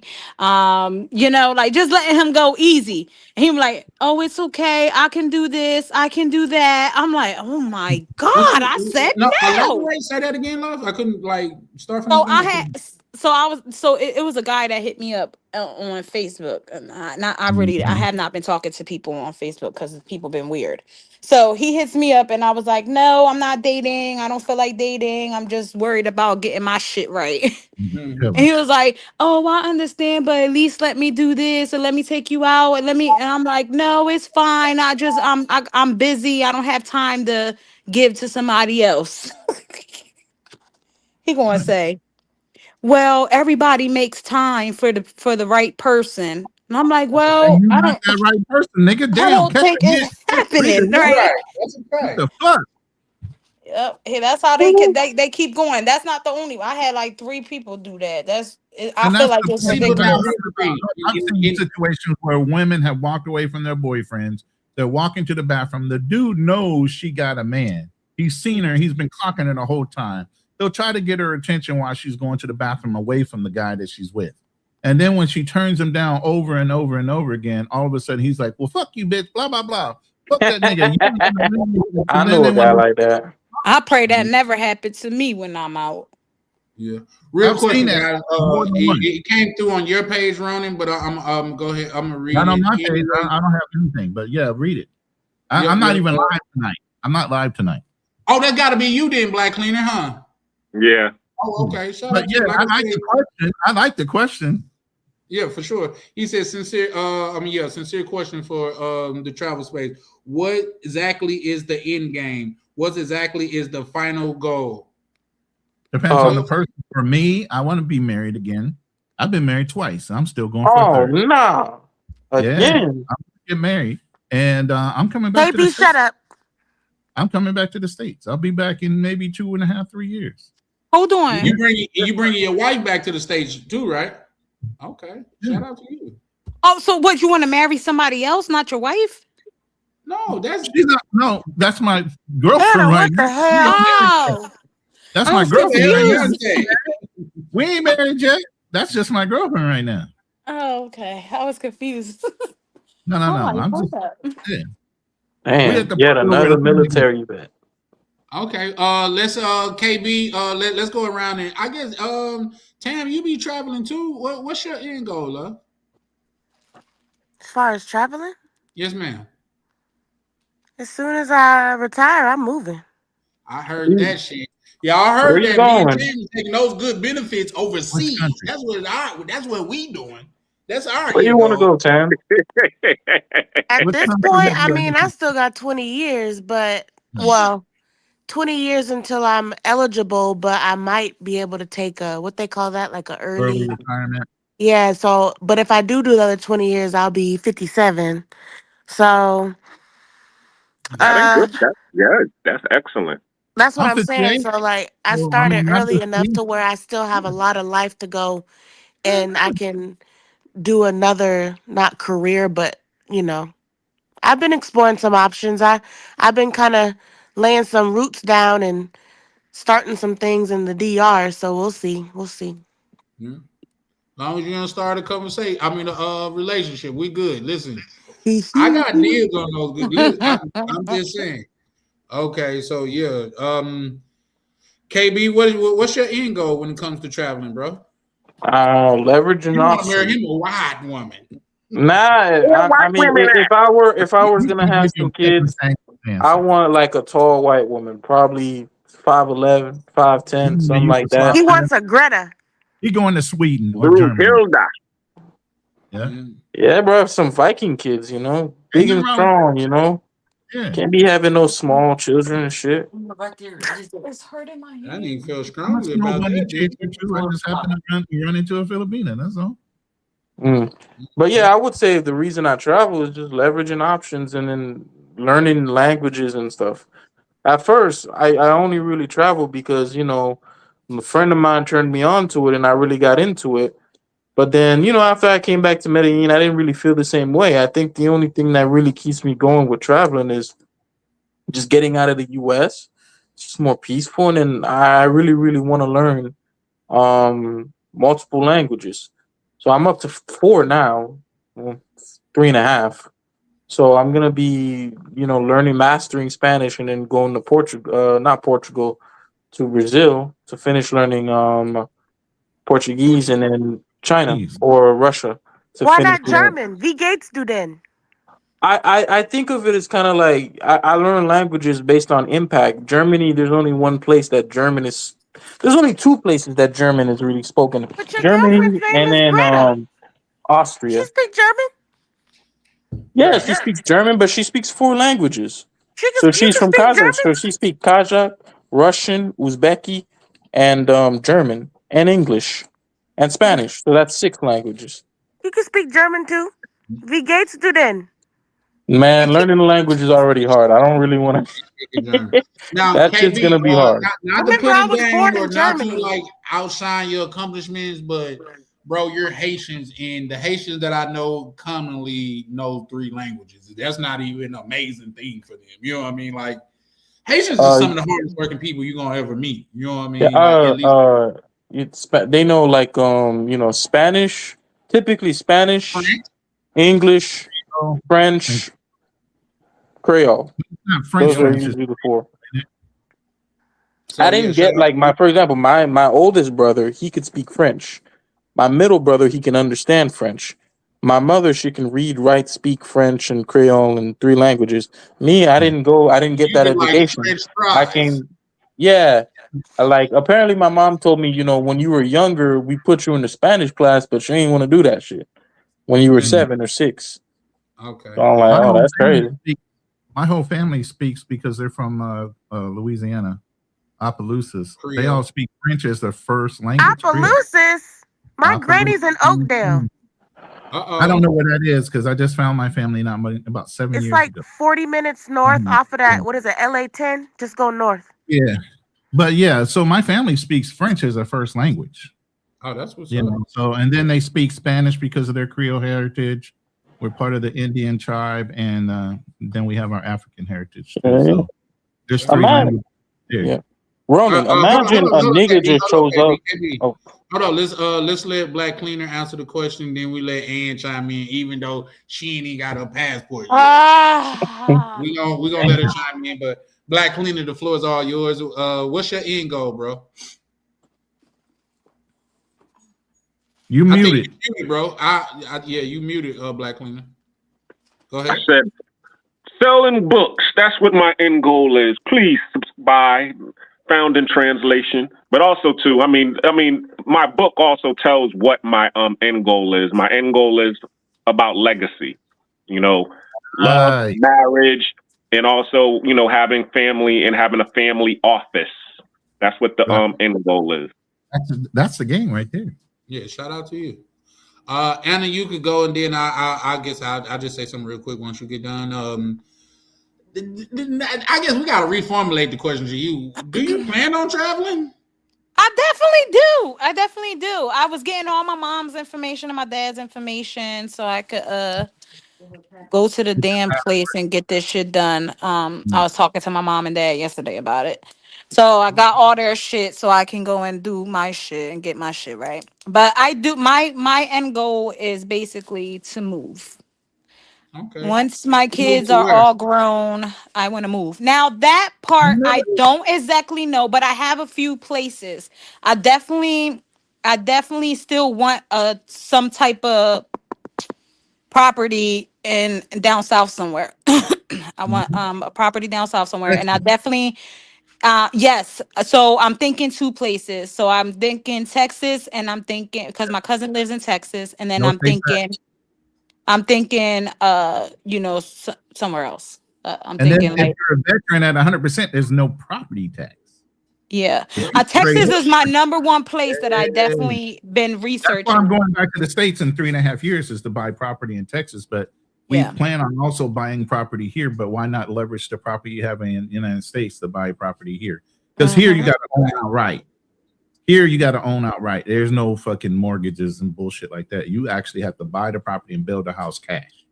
But it's not as much to like buy a property and build. No. It's not as much. A couple hundred.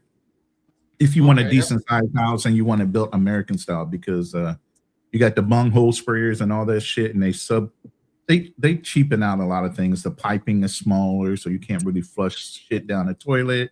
It's crazy. If you let them build it the way they build it and not American style, that shit ain't gonna be around for a while. Right. Well, real quick, for me to answer the question, like say, it's lifestyle arbitrage for me. You know what I mean? I want to be able to like live in a different country.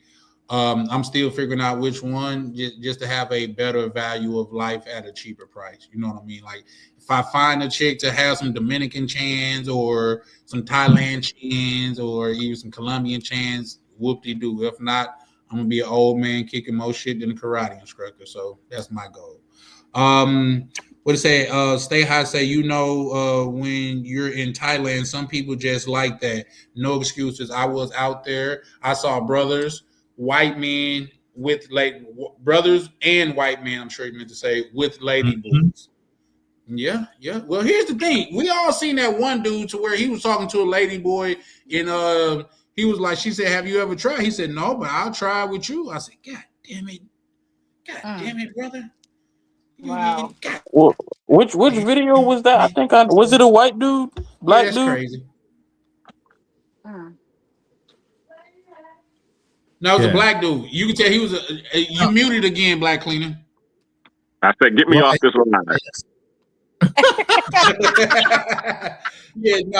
I'm just elaborating on what he said. So I'm sure it is, but man, there's not that good enough looking people in the world. There's a whole YouTuber, light skinned brother, older guy that dates a trans woman in Thailand. Seriously, and we don't has want it to know him on the YouTube channel. We don't want to know him. Yeah. He ain't got to see his channel or nothing. We don't. We don't want to know him. Like, listen. I'm not a judger. I just don't listen. The same way that people come over here and they say what they want to say about. Here's the thing: in our families, hold up, we gotta be truthful about this. In the black community, in the black community, it's been shamed for years. There's always something funny about the uncle or the aunt that you're not supposed to talk about, but you know damn well she was gay or a lesbian or whatever. You have a couple trans people in your family, but you're not supposed to talk about it.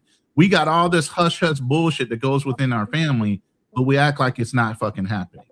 Let's be real. It's happening in your own family. You got somebody in your family that's fucking gay right now. Yep, my son is gay. Right now that's fucking trans in your family right now, but y'all ain't talking about it. But you're gonna be loud about it everywhere else. I know I have trans people in my family. I know I have. I don't have. Well, not to my knowledge, I don't have any trans people in my family, and I don't even know we got lesbians and everything else in our family. I don't even have. Yeah, I have my. As long as you ain't imposing it on me, you still my family. Yes, you my and that's you whatever. But hey, it just ain't on me. That ain't my lifestyle. That's exactly how I feel when it comes to. We make it so lopsided, like it can't happen to us. Not us specifically, but our community. I can say it can't happen to me. I can swear to you that. It's been happening forever. Listen. Half of the fucking movie stars and everything else you know about that were black back in the day, especially singers, they were swinging the other way, bro. Look, to each his own. At the end of the day, Go it's ahead. to each his own. My son is gay. I love him to death. They ain't gonna change shit. Now, I did talk to my son about being gay, and I told him, I'm for you to do whatever makes you happy. I just pray that one day, you get right with God and handle that. But I also said, I don't want you to start doing these new things where she, they, them, whatever. You're a boy. And that's where you were born, and that's what I always want to see. And he was like, "Oh no, I ain't with none of that." Okay. That's it. Well, here's the thing. Let me clarify myself because that almost came off as I could be misconstrued. What I was saying about that is that's just not my thing. Just like they're free to do what they want, I'm free to do what I want and how I feel. I'm not bashing nobody because, like I've said many times before, long as you're doing shit legally and you're not forcing yourself upon nobody or hurting anybody, you're free to do whatever you want. I feel it's people out there that make love to cars. Literally, look it up. Weird fetishes and shit. There's people out there that fuck trees. Plushies, I don't care about it. And everything else. Right. I don't care about it because guess what? You not harming nobody. If that tree could talk and say, "Oh, I don't want this," then you're gonna be fucked up. You see what I'm saying? But other than that, bro, do what you want to do. I'm just saying. No, I never said it towards you. I was saying in general, the people that are listening is basically, we all know in the black community that's been a hush hush thing for over 50 plus years. Way before I was even around, there was family members that were always told not to be talked about. You know, we just keep that to ourselves. We don't say anything. But I know what you were saying. But I'm just saying. Sure. But and I wasn't speaking. I was just like, because when people come back and look at this live, because it like I've spoken on the other live, and like I done got calls the next day, like, bro, what you came off as a little bit racist. So I had to come on because I'm not racist. I love all people. You know what I mean? But at the same time, if you feel some type of way about me, I feel some type of way about you. That's just the way I come up. You know what I mean? It is what it is. If it's fuck me, it's fuck you too, no matter what. And that goes for black people, white people, Asian people, and all of that shit. I don't just fuck with you just because you black. I fuck with people. I got some white people. Bro, in Minnesota, it be the white people that be kicking off shit here. Like when that George Floyd shit, ask anybody in Minnesota, that's especially in the main city, the white people kick that shit off here. They're way more savage than we are. And it was about black shit, like I said. It's in their nature. The story that, that's a fact. But the story that I always tell, bro, when I was going through the process and they were screaming Black Lives Matter, I'm think they yelling to somebody behind me. When I got up there to where they was and look, nigga, they was telling me Black Lives Matter. Like, what? Y'all white, I'm black. Okay, I appreciate it, but it's this, that, and the third. I'm just saying all of that to say this. People that come from other sides of the internet to come over here and say, oh, we don't appreciate what you do. We don't like black men that travel. I'm like, why you got to come over here? On the simple fact, I'm not going over to those other channels to where that's okay and saying, voicing my grievances to them. As long as y'all not hurting nobody, do what the fuck you do. I don't care. So, well, a lot of guys do that, and they try to do like a proving grounds thing so they know how to keep on their talking points. They'll invade a room just so they can get on their talking points and prove that they know how to stand up to what they don't agree with. So they'll do that just as a practice thing to see if they can get. I never thought about it like that, but yet and still, I still don't see myself as, even as we speak, I'm working on becoming a better speaker, a better, like say, I've been listening to different speeches and things of that nature, become a better speaker. But I've never thought to go over there and like try to degrade people or shit on their life. You just stand in your points on what your beliefs are, and you challenge somebody on their beliefs, and you try to either hold your ground without losing your cool, while they're trying to prove their point of why they feel a certain way. The one that loses their cool first loses, really, on the argument. I agree with that. Real quick, let me read this. This coming by the Scream sponsor. Shout out to YV. He said, even when you own a property free and clear in the United States, you will have to pay rent to the government in annual taxes, which is increasing every year. Shout out to YV. Yeah, he's right. And that's what I said. He's absolutely right. And that's why I said for veterans that are 100% or retired, the advantages in certain country or certain states in our country is they recognize our service and they give us benefits, extra benefits that normal civilians don't have. Texas just happens to be one of those states. If you're 100% service connected, or you're a veteran retired after 20 years, you pay no state tax when it comes to property tax. Oh shit, I didn't know that. Let me call That's my good. mom. So your house is your house. They can't come get it because you didn't pay the property tax on it. It's your house. That's good. Yeah, I didn't know that. Yes. That's my mama. Are you still up? And yes, some kids can take advantage of that as well. Yeah. So What you mean? It transfers to your children as a veteran. A lot of benefits. When they pass? Yes. As a veteran, I don't want my mama to pass for me to get that. As a veteran, your benefits pass on to your children. Hey, I get my mama stuff and my daddy stuff. I don't want my mama to die for me to get this shit. Remember, I said benefits like, college assistance, taxation when it comes to certain states. You don't get their money. Like if they're getting a pension or whatever, that doesn't get willed to you. But the advantages of having a parent or a grandparent. I know, I get both of them. You'll get that. Yeah, you'll get benefits like you'll get the housing. And my daddy worked for Spirit, so he put it to where if he passes, I get his retirement. It's retirement, yeah. I'm his only baby, so. Man, you finna be my only baby. You keep on talking about them damn benefits. And listen. Yeah. See, now you turn on yourself. You about the money. You don't care about her. You just want her.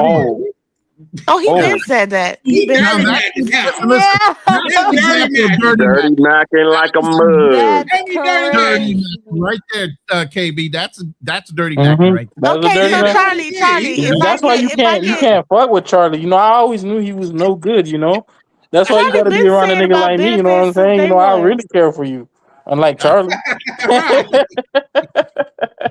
Hold on. I think POV, he said he was holding on. It wouldn't be like out of the ram for POV to go to sleep. He said, and what age did you realize he was gay? I guess he's referring to your son. Anna, yeah. Anna? That's what I meant to say. I'm sorry. She probably stepped away. But he also said, damn, Ronan. He said, damn, I'm jealous, Ronan. Yeah. Hey, believe me, I got to take advantage of that. Even if I wanted to live out of the country, why wouldn't I want to take advantage of owning property in the United States as well? There's multiple people that are millionaires. They have multiple properties all over the globe. You shouldn't just limit yourself to saying, oh, I'm going to retire overseas and not own anything in the United States. United States is your building block. And then you go overseas with maybe some of those fucking earned assets and you buy into those countries as well.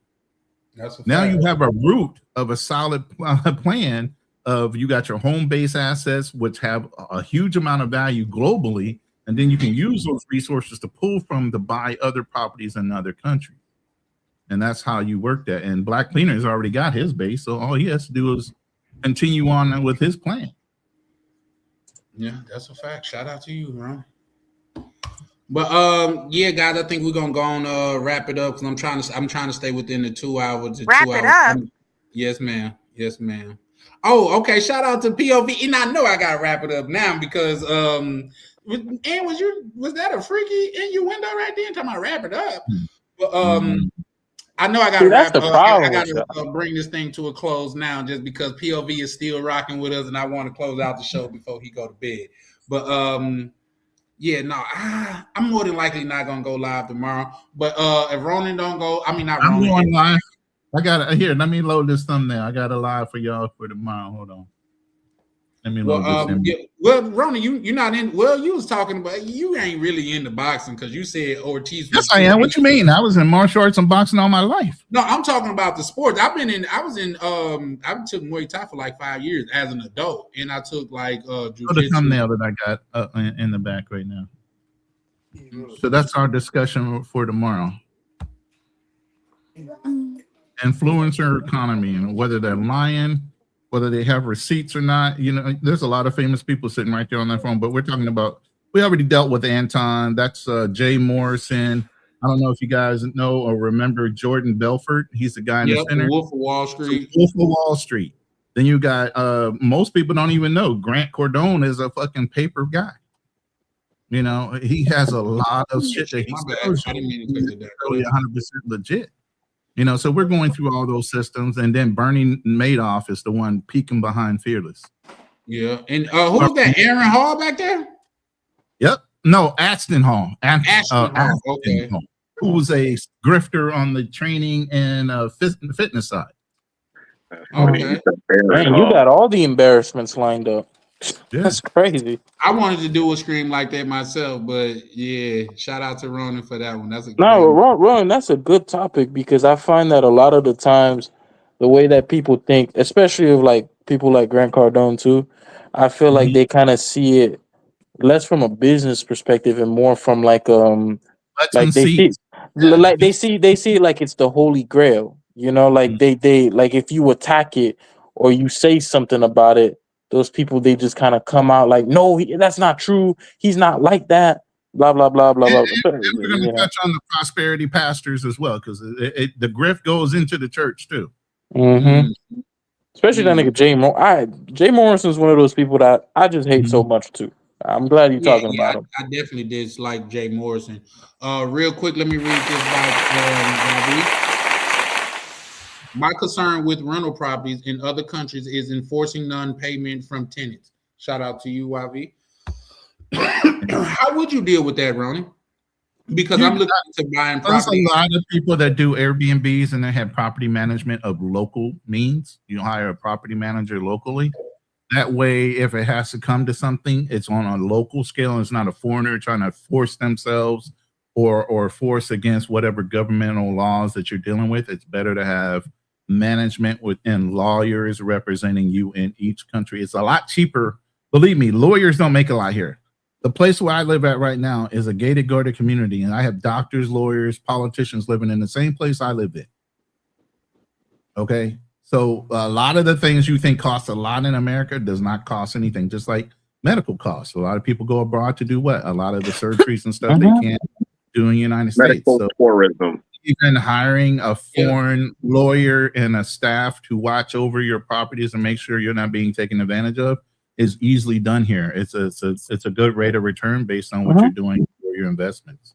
No, that's I'm also looking to get my teeth done too in Bogota.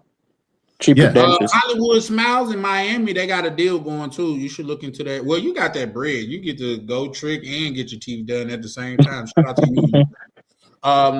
Shout out to POV. I'm glad Anna came back too. She said he said wrap it up. Anna never heard that term before. LOL. Oh nah. What are you talking about? Got her. Wrap it up, please. Wrap it up. Wrapping it up. He said Anna never heard that term. You know POV just fucking with you. Shit, we know she didn't wrap it up about 8 times. Oh, hold on. Shut up. Come on. Yeah. He said, oh, and then YV, POV, I think POV or YV, one of them asked me at what age did I know. Right, that was YV. I knew since my son was small. Like 3-4 years old. Yeah, like my son was young, just off his mannerisms, the way he used to move, the way he used to talk, the certain things he liked. I knew. That's why when he told me he was gay, I was like, okay, I was waiting for you to realize it yourself, boy. You know what?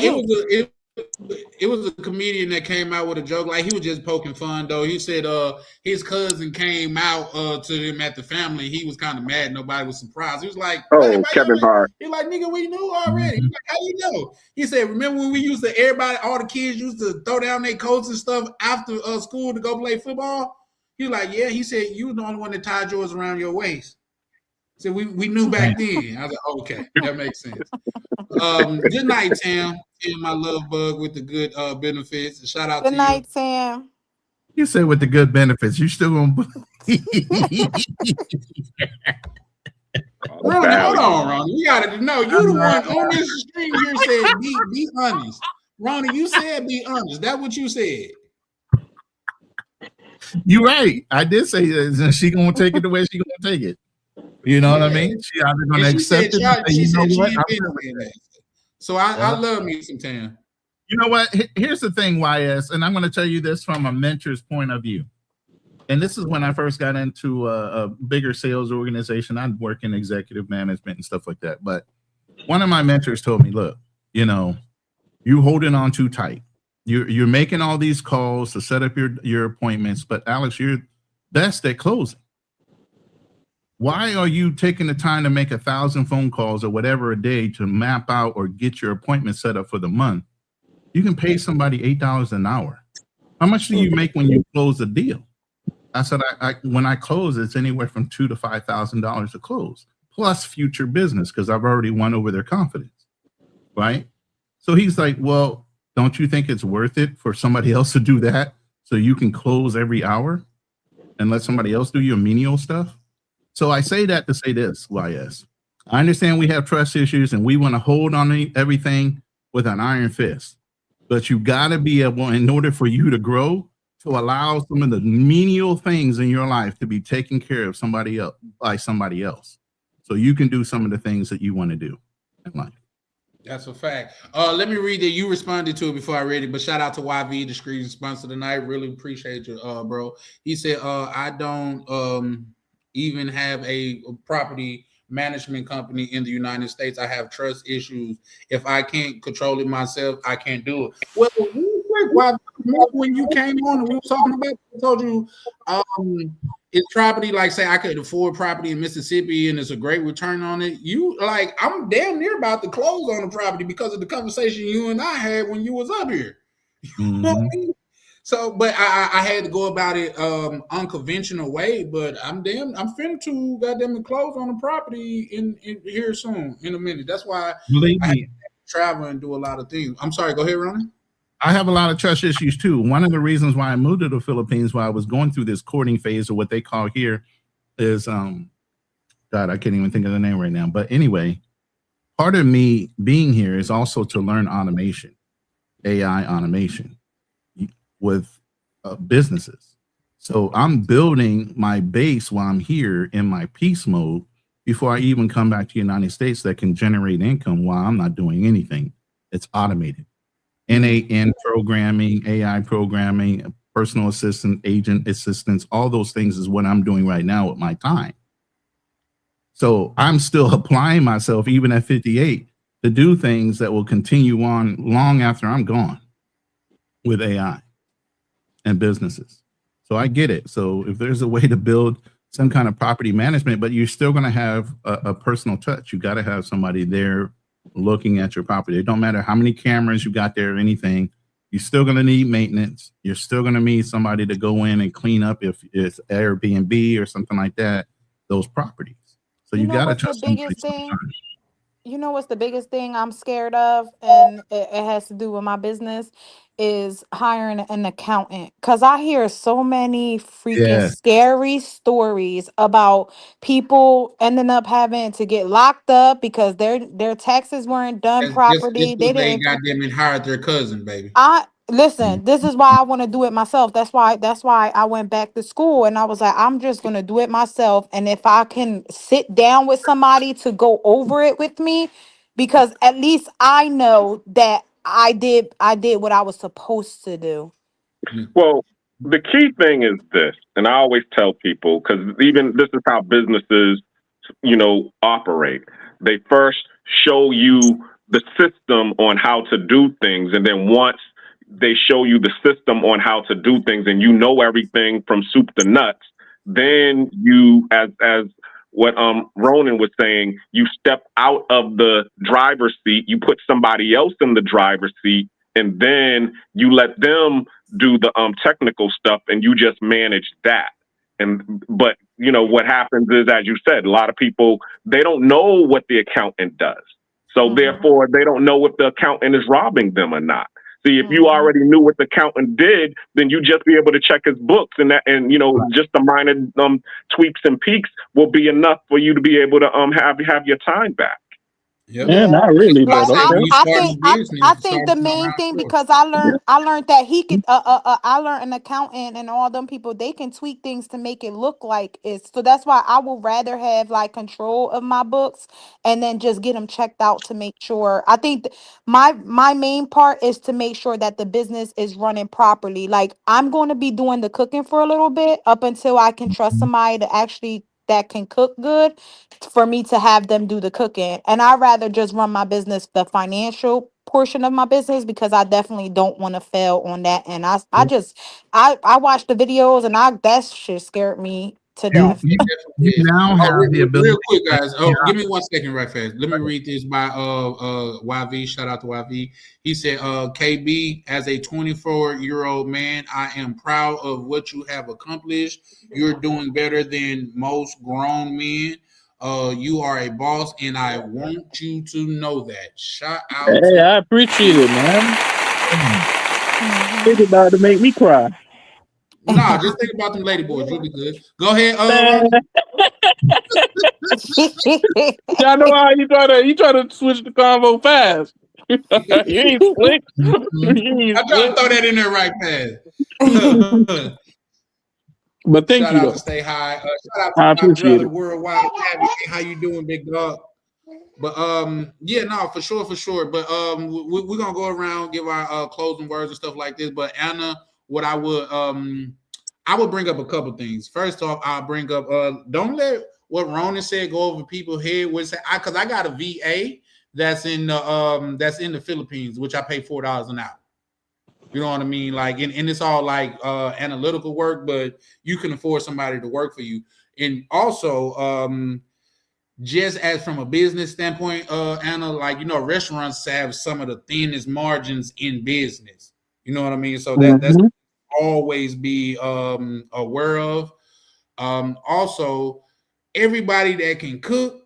Not saying, and this is just food for thought. Not saying that it will or won't work out, but everybody that can cook shouldn't open a business, because cooking and opening a business is two different things. So those are things that you know why you mentioned that, Charlie? Because man, there was a good live stream that was really good. I don't know if you ever heard of Pocket Watching with JT. He made it really good.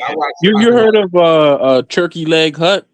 Yeah, I know the That whole story. was a good episode. That was a good episode. So so he talked about how, you know, they started this turkey leg business, and you know it became very successful. But the first things that they started having problems with number one, health code violations. So the health inspector would come in, and their food needed to be prepared in a certain way. You know, you had cross contamination, like you couldn't put raw food next to cooked food. Things needed to be labeled. Yes, all that, everything That's all has to be common late. sense shit that That's you were all, saying. that's all common stuff. Like that stuff I already learned when I went to school for cooking Oh, and stuff. yeah. To me, that wasn't really that much common sense. Like, because I thought, okay, you I could mean, put in cooked the food in like a container, and then, but apparently the health inspector like you can't do no, that. no, because a container could have a crack in it, it can leak, and it can go on to the raw stuff can go into the cooked stuff. So it's just supposed to be all in separate stuff. Yeah, and then the other, Raw stuff not even supposed to be in containers for real. yeah, and then they talked about portion sizes too. That what they were charging versus the portion size that they were getting on those meals, it was just out of control. Like you have Waste. like you have this ginormous tray of macaroni for like $10. You You know know, what I didn't know? I did. This is what I did. I thought I took as like, oh, okay, I didn't even know this, because you have to make sure you count your waste. So whatever you throw away, you have to count that. I That way didn't you know don't that. overproduce. You don't overproduce your Yeah. food if you're counting your waste. But the whole thing is, even with portion control, is everything has a cost associated to it. So if you're buying macaroni at a certain poundage, your vegetables and everything you put into an ingredient, if you weigh all that out and you look at what your portions are by weight, and you've already distributed that, you can show how much cost it does to actually take that one scoop of macaroni and put it in a plate, and you can associate it to your overall budget. And then, like she said, on the taste side, you look at if you're overproducing. So, you know, on a Tuesday night, you don't need to produce as much as us on a Friday night. You're not constantly coming in making the same amount of portions, even though your business isn't busy enough to handle those portions. So you got to throw it away because of food requirements. another thing too that they talked about was a supply chain. So sourcing the actual food. So part of the reason why Turkey Leg went under was because their food supplier, they were about $1.2 million in debt to them. So, you know, they were sourcing the turkey leg, the coleslaw, you know, the fuck goes in coleslaw, vegetables and mayo. I don't know. But you know, they were sourcing that, and a lot of the times you have agreement with those suppliers and say, okay, I'm gonna order this minimum amount from you in order to get this dedicated price. And that was very interesting to me. Like they also do that with Prime too, the drink, the YouTube drink, where they got into some trouble too, where because the minimum the supplier was requiring, they weren't meeting that minimum threshold, and you know, Logan and those guys, they ended up getting sued for it. Actually working in a restaurant, actually working in a catering business, because after I went to school and I did everything I had to do, I was like, you know, I need to find a job in the business that I wanna be in. So I went and I got hired inside the in this catering business, and oh my God. It was crazy. I was like, oh my, that's against OSHA. You can't do that. The food company gonna come, they gonna give you a big ticket. They was doing the most disgusting stuff. I mean, things that were outdated, they froze it, and they was refeeding it to people. Whatever that was out in a party, we would bring that food back and package it up and give it to the people in the hospitals. Yeah, Like they do that all the time. it was That's crazy. Real quick, let me read these before from YV, and then guys, we're gonna go ahead and close out because y'all give me every time, but tonight we sticking to it. Shout out to POV. He said shout out to Worldwide Navy. Check out his channel. New video on Panama. Definitely go check out my bro Worldwide Navy, man, doing this thing. Also hit the like and subscribe button. If you hear, man, obviously you picking up something that, goddamn it, or it's free. That's the selling point. It's free. It don't cost you shit, man. Just hit the subscribe button, man. You know what I mean? Like, we over here kicking it. We pull the ladies up, get a woman's perspective. We joking and going back and forth. YV just came, KB just came out the closet. Like, all of that happens right here. Man. So y'all goddamn it, subscribe, man. Shout out to KB, man. A good young brother. I'm fucking with him, and like I say, I really rocks with KB because not only is he a young brother that's doing his thing, but he's educated and he holds himself like he has some decorum about himself. So shout out to KB. But you guys want to say anything? We go around and get ready to close it out because, like I said, I want to also answer Anne's questions and concerns about the accounting too. Mm-hmm. So if she wants to, some advice. So I would say if your number one concern is the actual accounting, the thing is that if an accountant wants to do something to where, I guess it would depend on first personality, on, whether this is someone that you think that you can trust. And number two, I would say that if an accountant wants to do some kind of dirt, like let's say you're running a business, right? And your business becomes extremely successful. You're doing $1 million in business every year, right? At that point, if you have an accountant, he can create invoices where, if your supplier is of ABC Foods, he can create invoices from ABC Foods and just charge it to you, and then you would have no idea. And you get 500, 600, 700 invoices in a month, and you pay them all, because that's what you're supposed to do. It's the responsible thing to do. But then you could look at it and you're like, okay, if you don't know what's going on, you just don't know what's going on. Exactly. That's my fear. No, because I've seen a business, how they counteract that is, number one, you want to have like a budget or some kind of idea how much money is supposed to be coming into the business normally, right?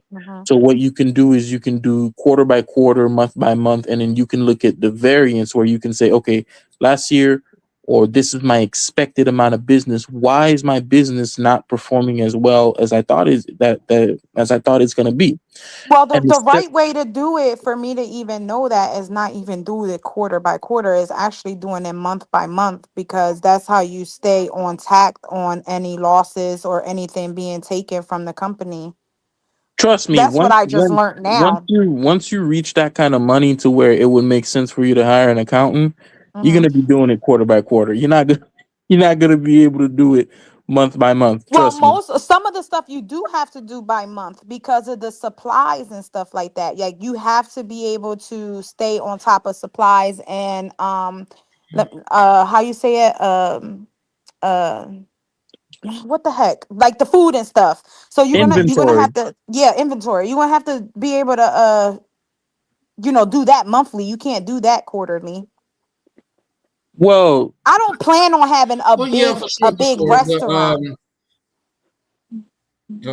Okay, guys, we like shout out to YV where he say, KB is long-winded as Elf, though he'll get better with age. He definitely long-winded. Like, for a young fella, he could go. He could definitely go. But KB, you could inbox me or whatever. Yeah. Inbox me or whatever, and I could definitely talk to you more about that. Person in the back office, if you want me to, or I can send them. I forgot about that. Yeah, add me to it if you can, or she can message me and she just ask whatever question. We'll handle that once we close out. But the primary goal is to close out. All you guys got to do is stay in the room when he closes out. You guys can have a conversation in the back. Yeah, because I don't want to give my stuff out. I'll close it down that way. I'll close it down. But just so everybody knows, real quick, you can build an analytic thing, and I almost have the ability to do it myself. But you can build analytics through your AI right now that will double check all your purchases against your earnings and everything else. And it will watchdog what your accountant is doing, even though he doesn't know you're doing it. So there's a way to catch a thief with the AI now that you couldn't before, even though you don't know. The AI has enough information that if you feed it the right data and you keep track of it, it can tell you when something's off so that you can go sniff it out. Okay. You get what I mean? Shout out to that. Way I mean, ahead of y'all can share some more stuff in the back office. I'm just gonna close out and stuff. I'm gonna say bye. Yeah, so bye, and it's always fun Don't to hang be up. on. Yeah, And I'm not. Don't hang up though, because I'm not. y'all can converse in the back office. Black Cleaner, you want to say anything before we close this out, brother? Yeah, thank you very much for having me on your panel. Thanks to all of the people watching on my line. Check out my books that are available on Amazon, Memoirs of a Narcissist and Found in Translation. Both of those are available on Amazon. Check me out on the Black Cleaner Network. I just put up a trailer for the new segment that I'm putting out, which is called Traveling While Black, which I'll be traveling different places around the world, showing you where the black people at. Y'all want to know where the white women at? I'm showing y'all where the black people at. I see that deck over there. You a DJ too? Yeah, I do DJing. That's my little part time. DJ Renegon. Yeah, he infamous DJ. You know what I mean? Shout out to Yeah, that. I'm right behind you. Before I close out, you want to I'm right behind you, KB. I'm right behind KB. I have a book coming. I was trying to get it out this month, but I probably won't get it out until maybe the end of March. And it's the AI Filmmakers Playbook that I've been working on as a 50-plus-year-old guy learning AI from scratch, self-taught, and then reinforcing it with the things I know now. Even though I go through Trixie and some of the other ones, I already know half the shit they're teaching everybody because I've gone through trial and error.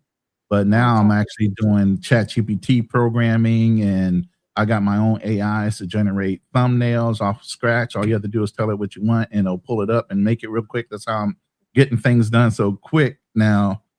Even when we're on lives and I'm doing thumbnails while we're on a live, just in a casual way, and I show them to Charlie Chan in the background. Like, look, this is what I just cooked up while we sitting here talking. So yeah, AI is the way to go. I would tell for anybody younger than me, y'all need to get into it. Y'all need to understand it. And y'all need to start learning how to utilize it to your best of ability. Stop just asking it a question and getting one answer. Learn how to use it where it produces. AI now can be your personal assistant. It will answer your actual emails and respond in the way you would respond. Now, the longer you talk to your ChatGPT, the more it knows about you. Matter of fact, the kickoff would have been if you guys paid attention to Facebook when they had that little caricature game where it gave you a prompt and said, based on your caricature, that's what ChatGPT knows about you. So the more you talk to it, the more you teach it, the more you ask it questions, the more it knows about your background. So I literally went and made a master prompt for myself. It actually knows my personality traits. It knows my 16th personality trait. It knows my archetype. It knows my background as far as military, my educational level. It knows everything about me that it made a master prompt for me. Matter of fact, if I played a video for you right now, I have an AI voice that sounds exactly like me. It expresses and voice acts the way I would. And you did that all in the settings, right? Yeah. The settings and the way the prompts are done. Yeah, we can talk about that in the background. We're going to go close out because now we have 2 hours and 31 minutes. I'm just saying that I was talking about my book. I was just talking about my book like he got to promote his book. I was just talking about my book for a half a second. Yeah, I ain't long. I'll end it. But yeah, so at the end of the day, AI is a thing, and all I'm trying to tell you guys is to get into it. Start understanding what it can do to make your life easier. There's, like I said, it's a way of releasing some of the things we have a tight grip on and letting AI manage those things so that you can be more productive and make more money. Okay. And that's how you do that. You free yourself of the ancillary things, the day-to-day menial things that doesn't make you any money so you can make money. And that's all I wanted to say. So go ahead. Appreciate you, Ronan. Man, shout out to everybody that pulled up, man. Sincerely, man. Shout out to you, YB. Hey, and it didn't go over my head. I don't know if it went over Black Cleaner head, but you was coming from his channel, so you even went over there to show him some love, man. Shout out to YV, man. You more Much love and appreciate it. No, bro. Like, appreciate you, YV. Shout out to everybody that pulled up and showed love. And once again, let me remind you, if you hasn't hit the subscribe button, what are you doing? What are you doing? Just look in the window, look in the mirror and say, I'm a hater. Just say that. You know what I mean? Like, it's free. But Right. we're gonna We go fun ahead and over close here. out. We fun over here. Yeah, definitely. So Ronald, I'm gonna play the what's name, but to just end the stream. I mean, just to like keep it going. I just hit end the stream though, right? Once you end the stream, we'll still be in the room, but nobody else will be hearing our conversation. Okay, so I'll be in Bogota March 28th. That's look, you gonna go out there and that's all for my announcement. Where the white women at? Yeah, you gonna go out there and they gonna steal your kid. He's going for a Pfizer. Man, Bogota got them dots. I'm like, I'm starting to be like, dang, she looked like she got problems in her life. So that's how you know it's about to be crazy once I land. Once I touch down, she looked like she lost in life. Damn. What?